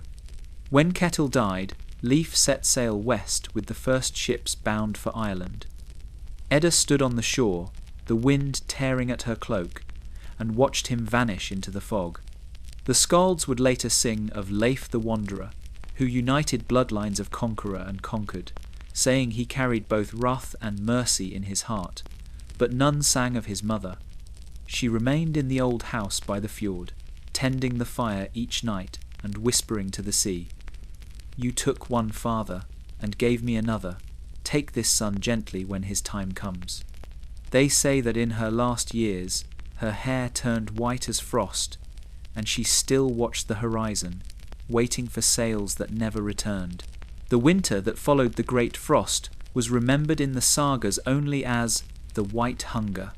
The fjords froze solid, sealing the ships in place, and the fields turned to stone beneath the snow. Even the ravens left the valleys. In that silence, the world felt older than the gods.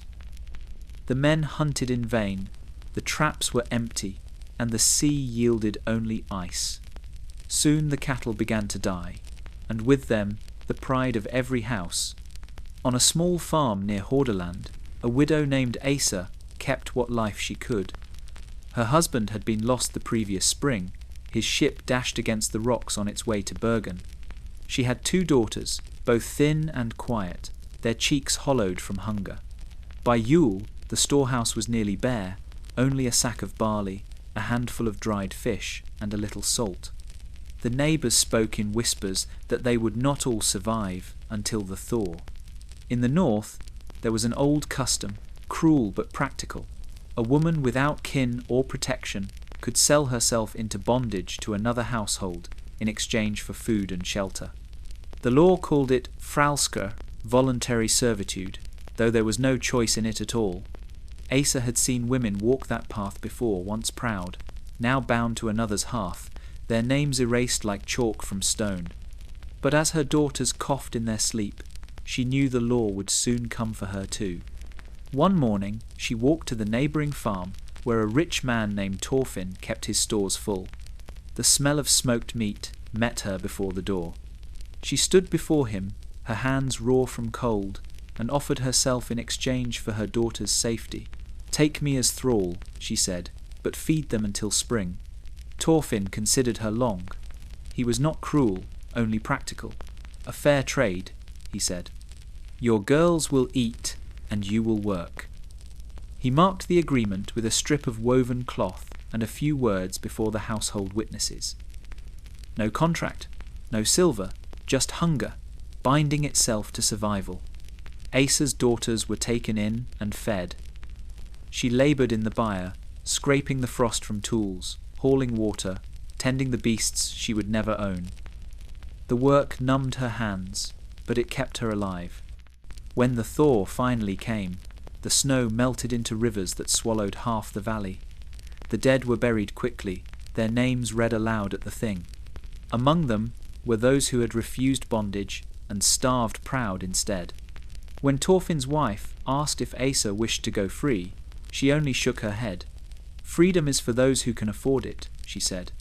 By the next winter, her daughters were wed to farmers with land of their own. Asa stayed behind, tending the same hearth she had once served. In the sagas, no one wrote her name. But in that valley, when frost returned and hunger prowled again, the old women would say quietly, "Better a living thrall than a dead mother." The longhouse slept like a beast in winter. Its beams groaned with age, the smoke hole wept slow trails of soot, and the fire burned low, never out, never bright. Inside, the air was thick with the scent of wool, wood smoke, and human breath. Men lay sprawled on benches, their snores blending with the wind outside. Between them, women moved like shadows, quiet as the spirits the skalds feared to name. In the household of Jarl Svein, the nights were long, and the silence carried weight. The Jarl was a hard man, feared by his warriors, but it was said he feared his own wife more. Her name was Halla, tall and sharp-eyed, once the daughter of a sea king from Gotland. She ruled the house when Svein was away, and even when he was home, her word carried. She had seen too much death to waste time on meekness. When the men slept, Halla would sit by the hearth, with the other women thralls, widows, and wives alike. The embers lit their faces as they whispered to one another, their voices low but sure. They spoke not of love or gossip, but of memory of the women who had come before them and the ones who would come after. Every story was a thread in the tapestry of their endurance. One told of her sister, taken in a raid and later found buried beside her captor. Another spoke of the old temple near Uppsala, where women once chose their lovers freely before the priests forbade it. A third whispered of a rune carved into a slave's shackle, a word that meant, "Wait." Each tale was passed carefully, like a torch hidden from the wind. Among them sat a girl named Bryndis, no more than 16 winters old, newly brought from the southern coast. She had seen her mother sold in the market at Rebay, and had not spoken since. But that night, as the fire cracked and the others fell silent, she began to hum a melody no one recognized, low and haunting, older than the Norse tongue. The sound carried through the rafters, curling like smoke. The women listened, and something ancient stirred in them. Halla smiled faintly. "Keep that song," she said. "The men may take our names, but they will never take our remembering." The next morning, the hall was loud again, axes splitting wood, children crying, dogs barking at the cold. The night's confessions vanished with the frost, as if they had never been spoken. But beneath the noise, the secret remained, alive and warm as the coals beneath the ash. Years later, when the hall finally burned during a feud, the ruins revealed a stone buried beneath the hearth. Carved into it were runes no scholar could fully translate. Some said it was a warning. Others believed it a promise. The closest word they found was Sistkinblóth, blood of sisters. The sagas did not tell of that night, nor of the voices that rose in the dark. But when the wind passed through the ruins, it carried a sound that was almost like singing soft, defiant, and unending. The feud between the Jarls of Fjær and Lister began, as most feuds did, with pride, and ended, as all did, with the spilling of innocent blood. What began as a quarrel over land turned into a season of slaughter. Villages burned, kin slew kin, and the ravens grew fat. In the ashes that followed, few men were left to claim victory. The women, however, remembered. Among the survivors was a thrall named Eir, once a freeborn woman of the Western Isles. She had been taken years earlier in a raid and sold 3 times before ending up in the household of Jarl Gunnar of Fjær. Her beauty had faded in captivity, but her will had not. She kept her silence and her strength, waiting. When the feud reached its height, Gunnar rode out with his sons, leaving only the old and the enslaved behind. 3 days later, his men returned, carrying nothing but banners stained with blood. His eldest son was dead. In her grief, Gunnar's wife blamed the gods. She slaughtered a goat on the hearth and burned its entrails, begging Odin for vengeance. None came. Then one night, as the storm lashed the coast and the wind howled through the thatch, Eir entered the hall with her head bowed and said, "The gods do not listen to oaths bought with beasts. They listen only to blood." The lady stared at her. "And what blood do you offer?" "My own," Eir replied, "but not yet." She spoke of a dream, the same dream that had come to her for 9 nights. In it, the son who had fallen stood by a dark shore, calling for justice. He named his killer Jarl Hrorek of Lister. The lady, desperate, believed. She gave Eir her trust, and with it, her freedom, swearing that if vengeance came, she would honour the bond between them as sisters. When the snows melted, a trading ship from Lister docked at Fjære. Eir volunteered to deliver offerings of peace. Gunnar's wife allowed it, thinking the gods had softened their hearts. But Eir carried something other than gifts, a knife wrapped in linen, its hilt engraved with runes of sacrifice. She boarded the ship alone, her face veiled, and when it returned, the crew spoke of a storm that had struck out of nowhere, swallowing half the fleet. A week later, the body of Jarl Hrorek washed ashore, throat cut clean, eyes open to the sky. On his chest lay a single braid of dark hair tied in red thread. When the news reached Fjær, Gunnar's wife ordered a pyre built for Eir, though no one ever found her body. "She is gone to the gods," she said, "and they have answered." In time, the feud died with the old Jarls, but every midsummer the women of Fjær still poured wine into the sea, whispering her name. The skalds said Eir's spirit roamed the waves, half woman, half vengeance, forever bound to the blood she traded for freedom. They called her the Red Oath, the bargain that even the gods remembered. In Iceland, where every man claimed to live by law, Justice was spoken aloud before the sky itself. At the Althing, the law speaker stood on the great rock and recited the codes from memory, marriage, property, vengeance, and inheritance. His words carried across the plains like scripture, binding the island together by oath. Men called him wise. They said he was fairness made flesh. But in his hall, beneath the sound of his own voice, lived a woman who knew the truth of what law could not see. Her name was Svala, and she was the lawgiver's wife. The skalds described her as dutiful and graceful, but none mentioned that she had once been a slave. Her first husband, a trader from the Hebrides, had been slain in a feud, and she had been taken as part of the spoils. When the lawgiver married her, he claimed it was an act of mercy, a noble man raising a low-born woman to his side. The thing praised him, the priests blessed him, and Svala learned to smile when they called her fortunate. Each morning she laid his robes across the bench, poured his ale, and listened as he dictated new rulings to his scribes. She knew the words before they were spoken. A wife must obey. A slave who bears her master's child gains no freedom unless he wills it. A woman's oath weighs half a man's. They were laws written not on parchment, but on her skin. One winter, a case came before the Thing that silenced even the bravest men. A farmer had killed his wife, claiming she had bewitched his crops and cursed his cattle. He brought witnesses, men who swore they had seen her whisper to the wind. The lawgiver, bound by his office, ruled that no man should be punished for defending his household from witchcraft. The crowd cheered.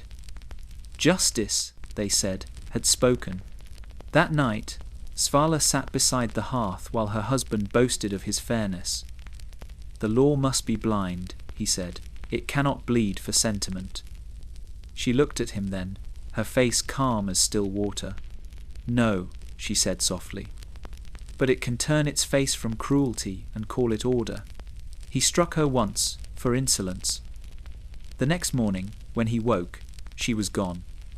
So was his seal of office, the carved ivory staff that symbolized his power. Days later, it was found buried at the edge of the river, beside a small shrine to the goddess Freya.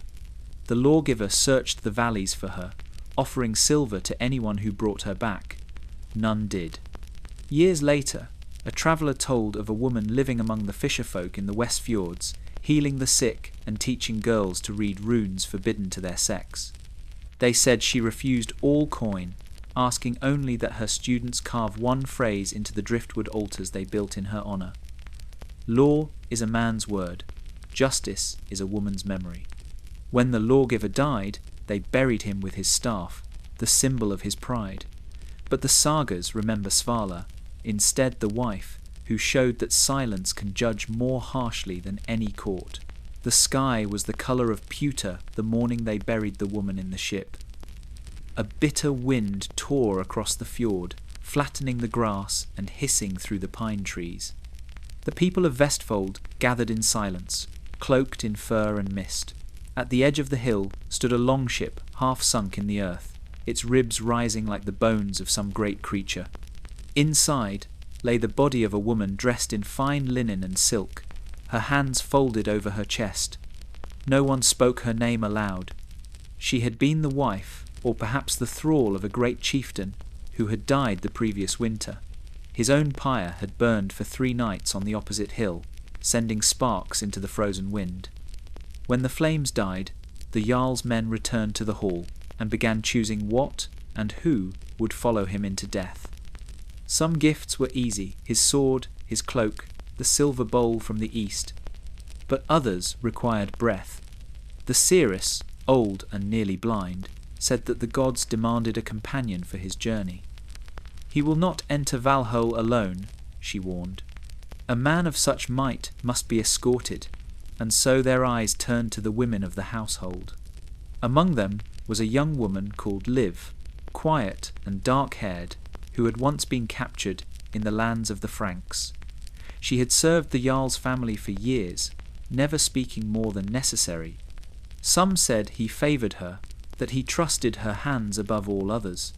When the seeress named her as the chosen one, she neither wept nor protested, she only bowed her head. The preparations began before dawn. She was washed, perfumed, and dressed in scarlet wool. A necklace of glass beads was hung around her neck. They placed her beside the Jarl's treasures, his sword, his shield, his carved idols. At her feet they laid a small chest of food and a cup of mead for the afterlife. The men spoke solemnly of honour, of service, of the journey to come. But in the women's eyes there was no reverence, only pity. When the time came, the seeress approached Liv with a cup of dark wine laced with herbs. "Drink," she said, "and you will wake in the next world beside him." Liv took it and drank. The bitterness made her cough. The crowd waited. Her body trembled once, then stilled. They laid her in the ship beside the dead Jarl, arranging her hands so they touched his arm. Then the men began piling earth and stones, sealing the vessel forever. The last sound heard from within was the creak of timbers settling, as if the ship itself sighed at its burden. Centuries later, when archaeologists opened the mound, they found her bones beside his, her skull tilted toward him as though listening. Around her wrist was an iron ring, the mark of a thrall. Yet her teeth, worn smooth, bore traces of clove and sage, herbs used only by healers and high-born women. The chronicles recorded her simply as the woman in the ship. But the old songs, still whispered in the villages, gave her another name, Liv den Modige, Liv the brave, the woman who went where even gods demanded silence. When the White Cross replaced the hammer in the north, it was not faith that conquered, it was trade. The priests came with relics and relic markets, promising salvation for silver. The Jarls saw profit in baptism, not belief. They dipped their heads in holy water, then sailed the next week to plunder Christian towns. Yet, behind the politics of gods and kings, the old cruelty remained untouched. The chains changed shape, not purpose. On the island of Gotland, a stone church stood half-built beside an older temple. The priests preached in Latin to men who still carried Thor's hammers around their necks for luck. But among the crowd, kneeling at the edge of the congregation, were the thralls, the women and men who bore no names of their own. They were the ones who hauled the stones for the new church, who ground the grain for the priest's bread, who scrubbed the altar floor before Mass. The law of Christ, the priests said, freed all souls, but the Jarls were quick to twist that word. A baptized slave is still a servant, they declared. The soul may be free, but the flesh must still obey.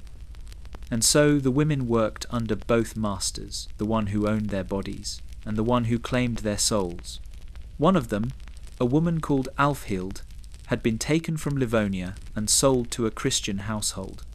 Her mistress prided herself on piety. She taught Alfhild to make the sign of the cross and to sing hymns in a tongue she could barely pronounce. But at night, when the candles were snuffed, Alfhild would press her palm against the floorboards and whisper in her own language to the earth. She prayed to the old gods for release not from life, but from the hypocrisy of her captors. When a new priest arrived from Bremen, he brought with him an edict forbidding the enslavement of Christians. The Jarls balked. "Then we shall call them pagans," one said, "until their work is done." And so they did. Every thrall who showed strength or skill was deemed unconverted, no matter how many times the holy water had touched their brow. The church nodded, the coins continued to flow, and Christ's mercy became another commodity in the northern markets. One winter, Alfhild vanished from the Jarl's estate. They said she had fled toward the sea, carrying nothing but a cloak and a stolen cross. For weeks, the men searched the coast, but she was never found. Then, on the first Sunday of spring, fishermen dragged their nets and pulled up a cross of iron bound with seaweed. Its arms bent inward like shackles. The priest called it a sign of divine wrath. The women called it freedom. They whispered that Alfhild had baptized herself in the only water that could not be owned. And when the sea grew calm again, they said her spirit walked the shore between tide and earth, unchained at last, halfway between the gods who failed her and the faith that tried to claim her. The fjord of Bergen was as black as glass, its surface still and heavy beneath the low winter moon. Fishermen said it was bottomless, that the old gods slept in its depths, chained there when Christ's cross drove them out of the sky. But sometimes, when the tide pulled too hard, strange things rose from below, splintered wood, rusted nails, the ghostly curve of a rib from a longship lost to time.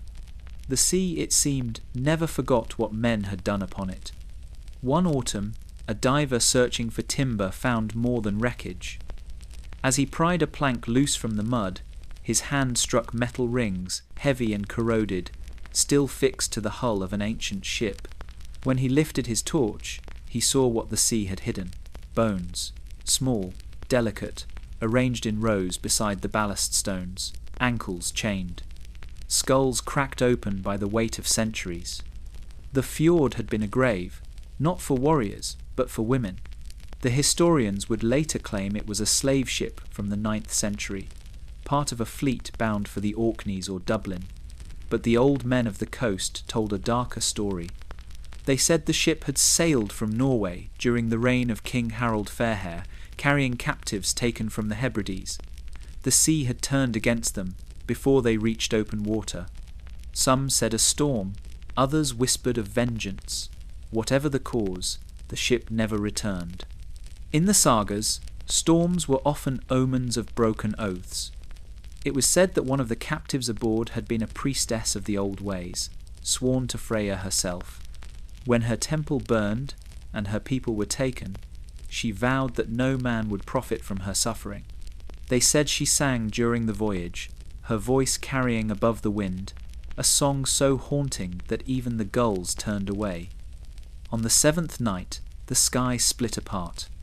The crew tried to turn back, but the rudder broke, and the ship began to sink stern first into the black. The men leapt overboard, praying to the new god who did not yet rule their hearts. But the women bound below deck went down in silence. For centuries, their bones slept in silt. The current buried them, then uncovered them again. When the diver surfaced that day, he spoke little of what he'd seen. He only said that as he rose through the water, he heard a sound like humming, low, steady, almost human. In the weeks that followed, the fishermen refused to cast their nets near the site. They said their lines came up tangled with hair, pale as frost. At night, when the wind was still, they claimed to see the glimmer of silver rings beneath the surface, swaying like lanterns in the dark. The scholars called it superstition, but the women of Bergen knew better. They threw flowers into the fjord every midsummer, petals swirling over the black water like tiny flames, and whispered, "For those who sank, and for those still bound beneath." The poets of the north sang of heroes and kings, of blood oaths and battles, of sails stretched against the storm. Their voices filled the mead halls and echoed through the centuries. But for every verse they spoke aloud, there were 100 that died on the tongues of women. Silence was the song the world demanded of them. Yet even silence has its memory. In the settlement of Borgund, on a cold stretch of coast, where the sea gnawed the cliffs like a beast, a skald named Arnketil kept the law of words. He composed verses for jarls, praised their victories, and recorded their lineages on calfskin scrolls. His patrons fed him well, for a poet's voice could outlive a sword. But among the servants who stoked his fires and sharpened his quills was a thrall named Brynja, who had once been a storyteller herself. She was taken from Ireland, a land that still believed words could heal. In her youth she had sung for fishermen and farmers, weaving tales of saints and sea spirits alike. Her voice had been clear, bright as wind through glass. The raiders who stole her silenced that voice with a gag of leather, and when she tried to sing again after her capture, they laughed. "The North has enough tongues," they said. "Yours is better used for labour." Years passed, and Brynja became little more than a shadow in Arnketil's hall. She ground his ink, prepared his parchment, and carried his harp. She heard the sagas before anyone else, the triumphs, the boasts, the lies made beautiful. She noticed what the skalds never did, that in every tale the women were ghosts. They appeared only to weep, to bear sons, or to die, and she remembered all of it. One night, when Anketil was away at a feast, Brynja sat by the hearth and opened his chest of scrolls. She dipped a quill into ink and began to write not in runes, but in the letters of her mother's faith, the ones the Northmen could not read. Her story was not of heroes or kings, but of a woman who had lived and lost her voice among them. She wrote by candlelight until dawn, the ink freezing on her fingers. When the skald returned, he found the scroll and laughed. A thrall writing a saga? He scoffed. Who would listen to such a thing? He burned it in the fire, but ashes travel farther than parchment. Months later, a trader from the south brought news to Borgund of a song being sung in the markets of Dublin, a song about a woman who had walked across the sea to steal her voice back from the gods. No one knew who had written it, but the melody was Irish, and the ending was unlike any tale the North had told before. They said the singer was a ghost, or a saint, or perhaps only a name carried by the wind. In Borgund, the people began to notice strange carvings on stones near the shore marks, shaped like letters, too smooth to be runes. And when storms struck the coast, the waves themselves seemed to whisper a single refrain, I spoke, I spoke. By the time the Viking age waned, Bergen had become the beating heart of the north, a harbour where kings met merchants and faith met profit. The smell of the sea never left its streets. Tar and brine clung to the air, mingling with smoke from the forges. The longships were gone now, replaced by trading cogs, their sails thick with salt and wind. The city thrived, and the sagas called it prosperous. But behind the warehouses and fish stalls, another market endured, the one that no lawmaker wished to name. The trade in flesh had simply changed its face. Gone were the raids and the torches. Now bondage wore the guise of debt and labour. Poor women from the inland farms came seeking work and found themselves bound to merchant houses with promises written in ink they could not read. The church blessed the contracts, calling them service. The merchants called it necessity. The women called it what it was, slavery by another name. One of them, a young widow named Runa, came from a valley swallowed by winter. Her husband had drowned the year before, leaving her with nothing but a child too small to feed. She sold her spinning wheel for passage to Bergen, believing the city's wealth might save her. On her first day, she found the market alive, with noise, shouting traders, clanging hammers, the cries of gulls circling the docks. Amid that chaos, a man approached her. He wore a silver brooch shaped like a fish, and spoke with a voice smooth as oil. "You have clever hands," he said. "A merchant's wife needs a maid who can weave. I'll see that you're fed and warm through the winter." He gave her bread, then a roof, and before she understood the weight of the bargain, she had signed her name with a mark. The coin he advanced for her lodging became her debt. Each week she worked from dawn until the bells rang for night prayers, but the ledger in his office showed that she owed more, not less.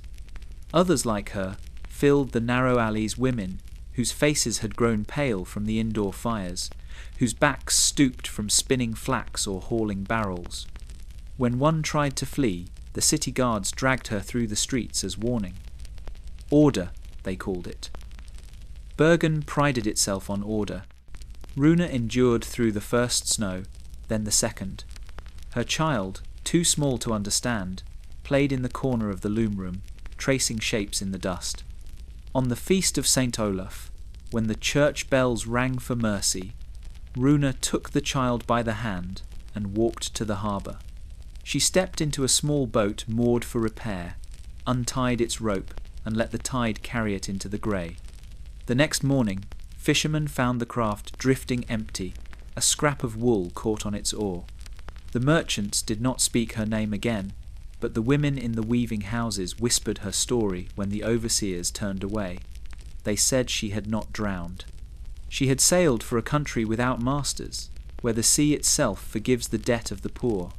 And when fog rolled over Bergen's harbour, soft and low, they said it sounded like her loom steady, endless, free. The story was never written in the sagas, yet it lived in whispers, passed along fjords and over hearth fires, a tale too inconvenient for the poets of men, yet too powerful for time to erase. It began in the east, where the rivers of Rus flowed like veins through a land of frost and birch. There, the Norsemen traded, raided, and ruled, building cities of timber and fear. Among their spoils was a woman from the south, taken during a raid on the Byzantine coast. Her name before capture was lost, but in the north they called her Sinov, the sun gift. She was brought first to Novgorod, sold to a chieftain for silver and a bolt of silk. Her beauty was remarked upon, but her silence unsettled the household.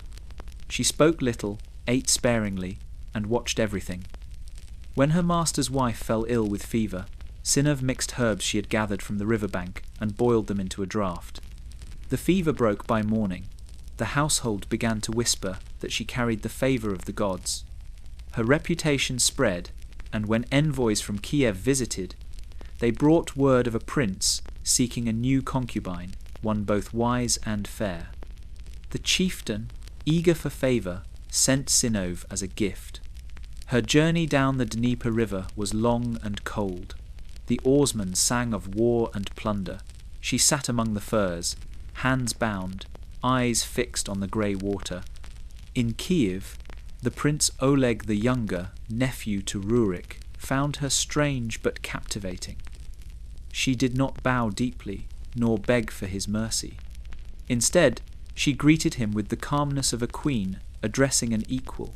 He laughed, amused by her audacity, and kept her close. At first she was a prize to display, a foreign jewel to impress his court, but soon he found her counsel sharper than his war blades. When famine struck the city, it was Sinov who ordered the granaries open to the poor. When a rival prince threatened war, she persuaded Oleg to trade instead, securing peace through a treaty sealed with honey and iron. The men called her witch, but when her predictions came true, they began to call her something else, Drotning the Queen.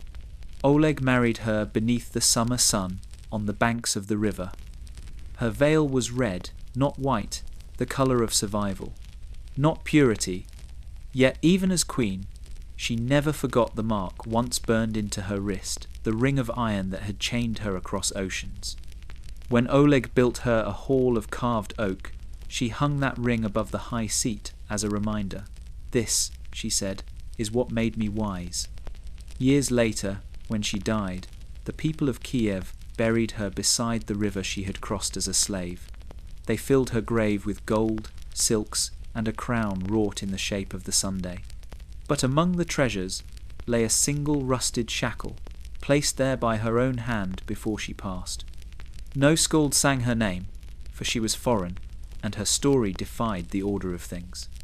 Yet in the markets of Kiev and the villages of Norway, mothers still told their daughters of the slave who became a queen, and the men who, for once, listened.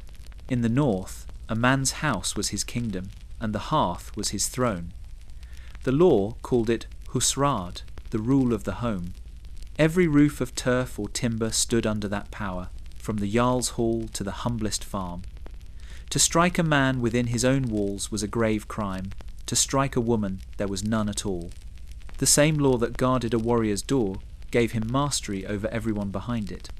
In a small valley near Trondheim, a man named Steikar lived by that law. He was neither cruel nor kind, only ordinary, which was often worse. His wife, Ingrid, had been brought to him as part of her father's dowry, a quiet woman who carried herself like someone who had once dreamed of something gentler. She managed the house, the weaving, the cattle, and the servants, while Steikar hunted and drank. The neighbours called her fortunate. But when Steikar died suddenly one winter, thrown from his horse on the ice, the same law that had made her invisible now turned on her like a blade. Without sons, without brothers to claim her, Ingrid became property of the estate part of her husband's inheritance. The steward read the terms before the thing. The widow and her house shall pass to the next kin. The kin was a cousin she had never met. He came in the spring, bringing new servants and new rules. His name was Holstein, a large man with a priest's confidence and a soldier's temper. He took her seat at the table and her keys from her belt. "You will keep the hearth burning," he said, "as is fitting for one who tends what she has been given." The house changed with him. The laughter of the servants turned to whispers.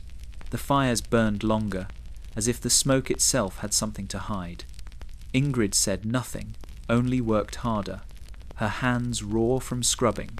But at night, when Holstein drank, he would remind her that she was his by law. "You are the fire," he would say, tracing ash on her shoulder, "and I am the roof that keeps you." By midsummer, the neighbours noticed that Holstein no longer rode to market. The house stood quiet, its shutters closed even in daylight. When the steward came to collect his dues, Ingrid met him at the door. Her dress was grey, her hands blackened with soot. "Holstein took to the mountains," she said. "He went hunting and did not return." The steward asked no further. Years later, when the house was sold, the new owners found something strange beneath the hearthstone, a small circle of scorched earth, as if a great fire had been set there once and quickly smothered. In the ashes lay a single gold ring, its metal twisted by heat. The priest said it was an accident, a tale for gossip, but in the valley the women told their daughters another version, that Ingrid had fed the hearth one last time, and this time it had answered her. They called it Eldralog, the law of the hearth, the only law that ever burned for a woman. The amulet was small, no larger than a thumb bone, carved from whale ivory, and etched with faint runes that time had half erased. It hung around the neck of a woman, found buried in a shallow grave near Skara, unearthed centuries later by a farmer's plough. The archaeologists who studied it could not agree whether she had been slave or free, Christian or heathen, rich or destitute. But the amulet told its own story, one of loss and endurance, born in an age when belief itself was a kind of survival. Her name, in life, was Astrid, though the runes on the amulet had spelled it differently, Astrutha, the faith of the gods. She had been taken from a small coastal settlement in the east, where her people still offered bowls of milk to land spirits and whispered prayers into the wind. When the raiders came, she hid her amulet beneath her tongue. Even when they bound her and dragged her onto the ship, she did not let it go. For years, she served in the household of a Jarl near Skara. She tended his children, mended his wife's gowns, and carried water until her shoulders ached. At night, she would touch the amulet hidden under her dress and murmur words to the gods who no longer heard her. In those quiet hours, she dreamed not of freedom, but of remembering of not letting her old life vanish like smoke in the hearth.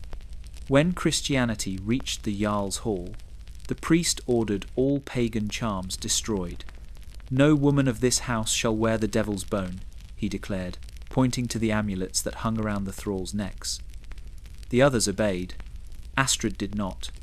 She told herself that if the gods were dead, their memory was not. So she hid it deeper, sewing it into the lining of her dress. Years passed, and the Jarl's sons grew into men who spoke more Latin than Norse. They mocked her for clinging to the old ways. "The White Christ has conquered your gods," they said. Astrid said nothing, but each spring she left a cup of mead beneath the birch tree near the hall, the old offering for protection. When her amulet cracked one winter night, split clean across the rune that bore her name, she felt the fracture inside her chest, as if something sacred had finally broken. In her final days, she walked out to the edge of the field where the birch still stood. She dug a small hole with her hands and buried the amulet there, whispering to it as if it were a child, "Sleep. Be remembered." When the priest found her body the next morning, he ordered her buried outside the churchyard, for she had died unconfessed. Centuries later, when her grave was uncovered, the amulet was found not beneath her ribs, but near her hand, as if she had reached for it in death. The crack in its centre had widened, the rune now unreadable. Still, the archaeologist who held it wrote a single note in his journal. Worn, smooth by touch, carried long, broken but not discarded. That, perhaps, was her truest epitaph. The last great raid of the North began not with drums or prophecy, but with hunger. The land had grown weary of blood. The earth gave back little to those who had long taken from it. By the middle of the 11th century, the longships still sailed, but fewer returned. The world was changing, the kings of Christ had grown teeth, and the old gods were falling silent. Yet for the warriors, who had known nothing but conquest, there could be no peace, only one final voyage. They gathered at dawn along the coast of Rogaland, old men with scarred hands, young ones too proud to plough the soil. Among them were women too, not shield maidens of the sagas, but widows, servants, and slaves forced to load the ships. They had seen this ritual too many times, men leaving with vows of glory and returning with nothing but curses or ash. One woman among them, Solveig, worked silently as she always had. She had been born into bondage, but had lived long enough to watch her masters die, one by one, by battle, by fever, by their own vanity.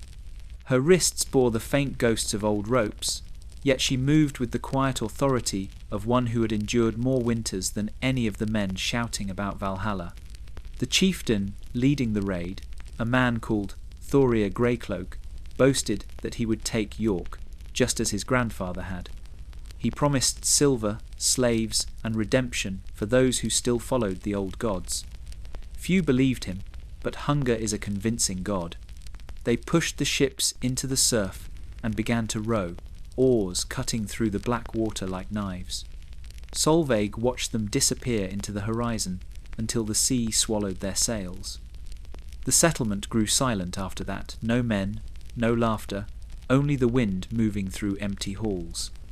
The women gathered what food remained and waited for a season that might never come.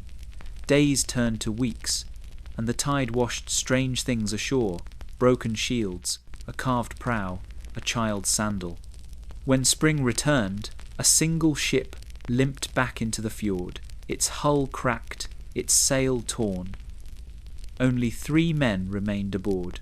Their eyes were hollow, their beards stiff with salt. They said the raid had gone wrong from the start. Storms had followed them across the sea, and in the midst of the battle, their own allies had turned against them. They spoke of fire raining from the sky, Norman ships armed with Greek flame, a weapon the North had never seen.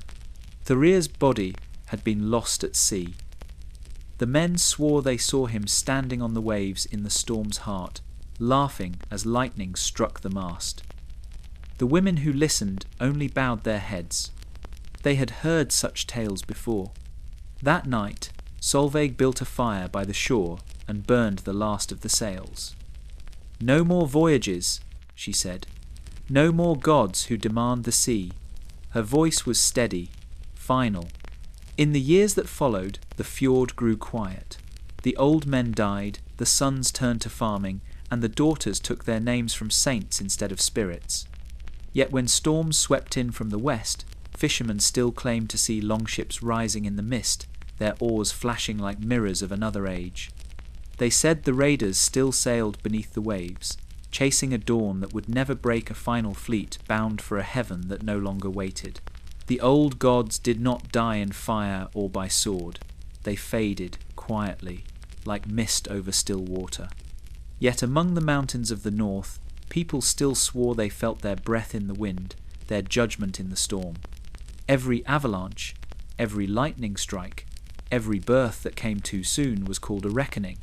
For centuries, the North waited for Ragnarok, but in truth, it had already come slowly, silently, one forgotten name at a time. The last temple of Thor stood on a cliff above a narrow fjord in Nordland. Its timbers were grey, its roof caved in, but the altar still smelled faintly of smoke and pine tar. No priests remained, only a single old man named Sten, who kept the fire alive through habit more than belief. He was the son of those who had once carved idols and sung of thunder. Now, his voice rasped, his offerings small bits of bread, drops of ale, words that even he no longer understood. Below the cliff lay a village of farmers and fishermen who called themselves Christian, but still left fish on the stones for Njord and whispered to Frigg when childbirth went wrong. They lived between worlds, unsure which god listened best. The priests scolded them from their pulpits, but hunger and fear remembered older languages. One night, lightning struck the fjord, splitting the sky in two. The storm came without warning, tearing roofs from houses and hurling boats against the rocks. The villagers fled inland, clutching crosses and charms alike. When morning came, the sea was littered with wreckage, and among it, something stranger, a wooden idol, washed up on the sand. It was the face of Odin, half burned, one eye missing, the other carved deep enough to look alive. Sten found it and fell to his knees. "You've come for me," he whispered. He dragged the idol back to the temple and set it upright, lighting the old fire again. For 3 nights he kept vigil, neither eating nor sleeping. The villagers watched from afar, afraid to stop him. On the 4th morning, the priest from the church came with his men. They tore down what remained of the temple, calling it blasphemy, relics of demons. Sten stood in the doorway, hands black with soot, refusing to leave. "The gods built this land," he said. "Yours only borrowed it." The men seized him, but as they carried him away, thunder rolled across a cloudless sky. That night, a wave larger than any before struck the fjord, swallowing the ruins of the temple entirely. The next day, the sea was calm again, and the sand was bare. No idol, no man, no altar. Only driftwood, scattered like bones. The priest called it coincidence. The villagers called it warning. And every midsummer, when thunder rumbled over the mountains, they looked toward the sea and bowed their heads, unsure to whom they prayed. For in the north, the gods never truly left. They simply learned to live in silence, waiting for the day the world would remember their names again. The archaeologists came first, long after the sagas had been silenced by time. They came with brushes and cameras, measuring tapes and reverence, walking the meadows above the fjord where sheep now grazed. Beneath the heather and stones, they uncovered the faint outline of a longhouse, its posts rotted to shadow. Nearby, in a shallow field, once called the Widow's Hill, they found the first of the graves, small, narrow, unmarked. There were no swords, no brooches, no silver, only bones, mostly women. The soil was heavy with salt, as though the sea had wept over it for 1,000 years. Some skeletons were curled tightly, as if they had been bound even in death. Others were stretched flat, hands placed across the chest, a Christian gesture performed by men who likely never knew their names. In one grave, they found a single bead of glass, blue as the winter sky. In another, a comb carved from whalebone, its teeth worn smooth. There were no inscriptions, no carvings, no runes to explain who these women had been. The team catalogued their findings with clinical precision. Grave 23, female, approximately 25 years of age. Foreign ancestry, suggested by cranial features. Grave 24, adolescent, 12 to 14, evidence of healed fracture on right arm. Grave 25, female aged 40 or more, iron shackle around the ankle. Numbers instead of names, measurements instead of stories. But when night fell and the wind sighed across the fjord, even the scientists grew uneasy. They said the air grew colder near the graves, that the sound of the waves changed, deepened, as though it carried voices from beneath the soil. One young researcher claimed she heard a whisper while brushing dust from a skull, a faint, rhythmic breath. Not speech, but something older, like the hum of a lullaby, caught between centuries. The locals had their own tales. They said those graves belonged to the nameless one's women, taken in raids, sold, forgotten, buried where no kin could find them. The old men still left wildflowers there on Midsummer's Eve, not from superstition, but from guilt. If they had been men, one said, they'd have stones with their names, but women, they were only echoes. When the dig was complete, the bones were boxed, labelled, and carried away to a university across the sea. The field was left bare once more, but the earth never settled right.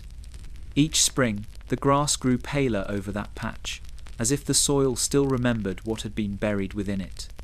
A century later, a storm unearthed one of the graves again. The skull rolled down toward the shore, resting in the reeds as the tide rose around it. When dawn came, a fisherman found it glinting in the surf. He did not take it to the church or the scholars. He buried it again by hand, whispering an apology he could not explain. They say the sea was quiet that night. No gulls, no wind, no waves. Only the stillness of a world that had finally, for a moment, remembered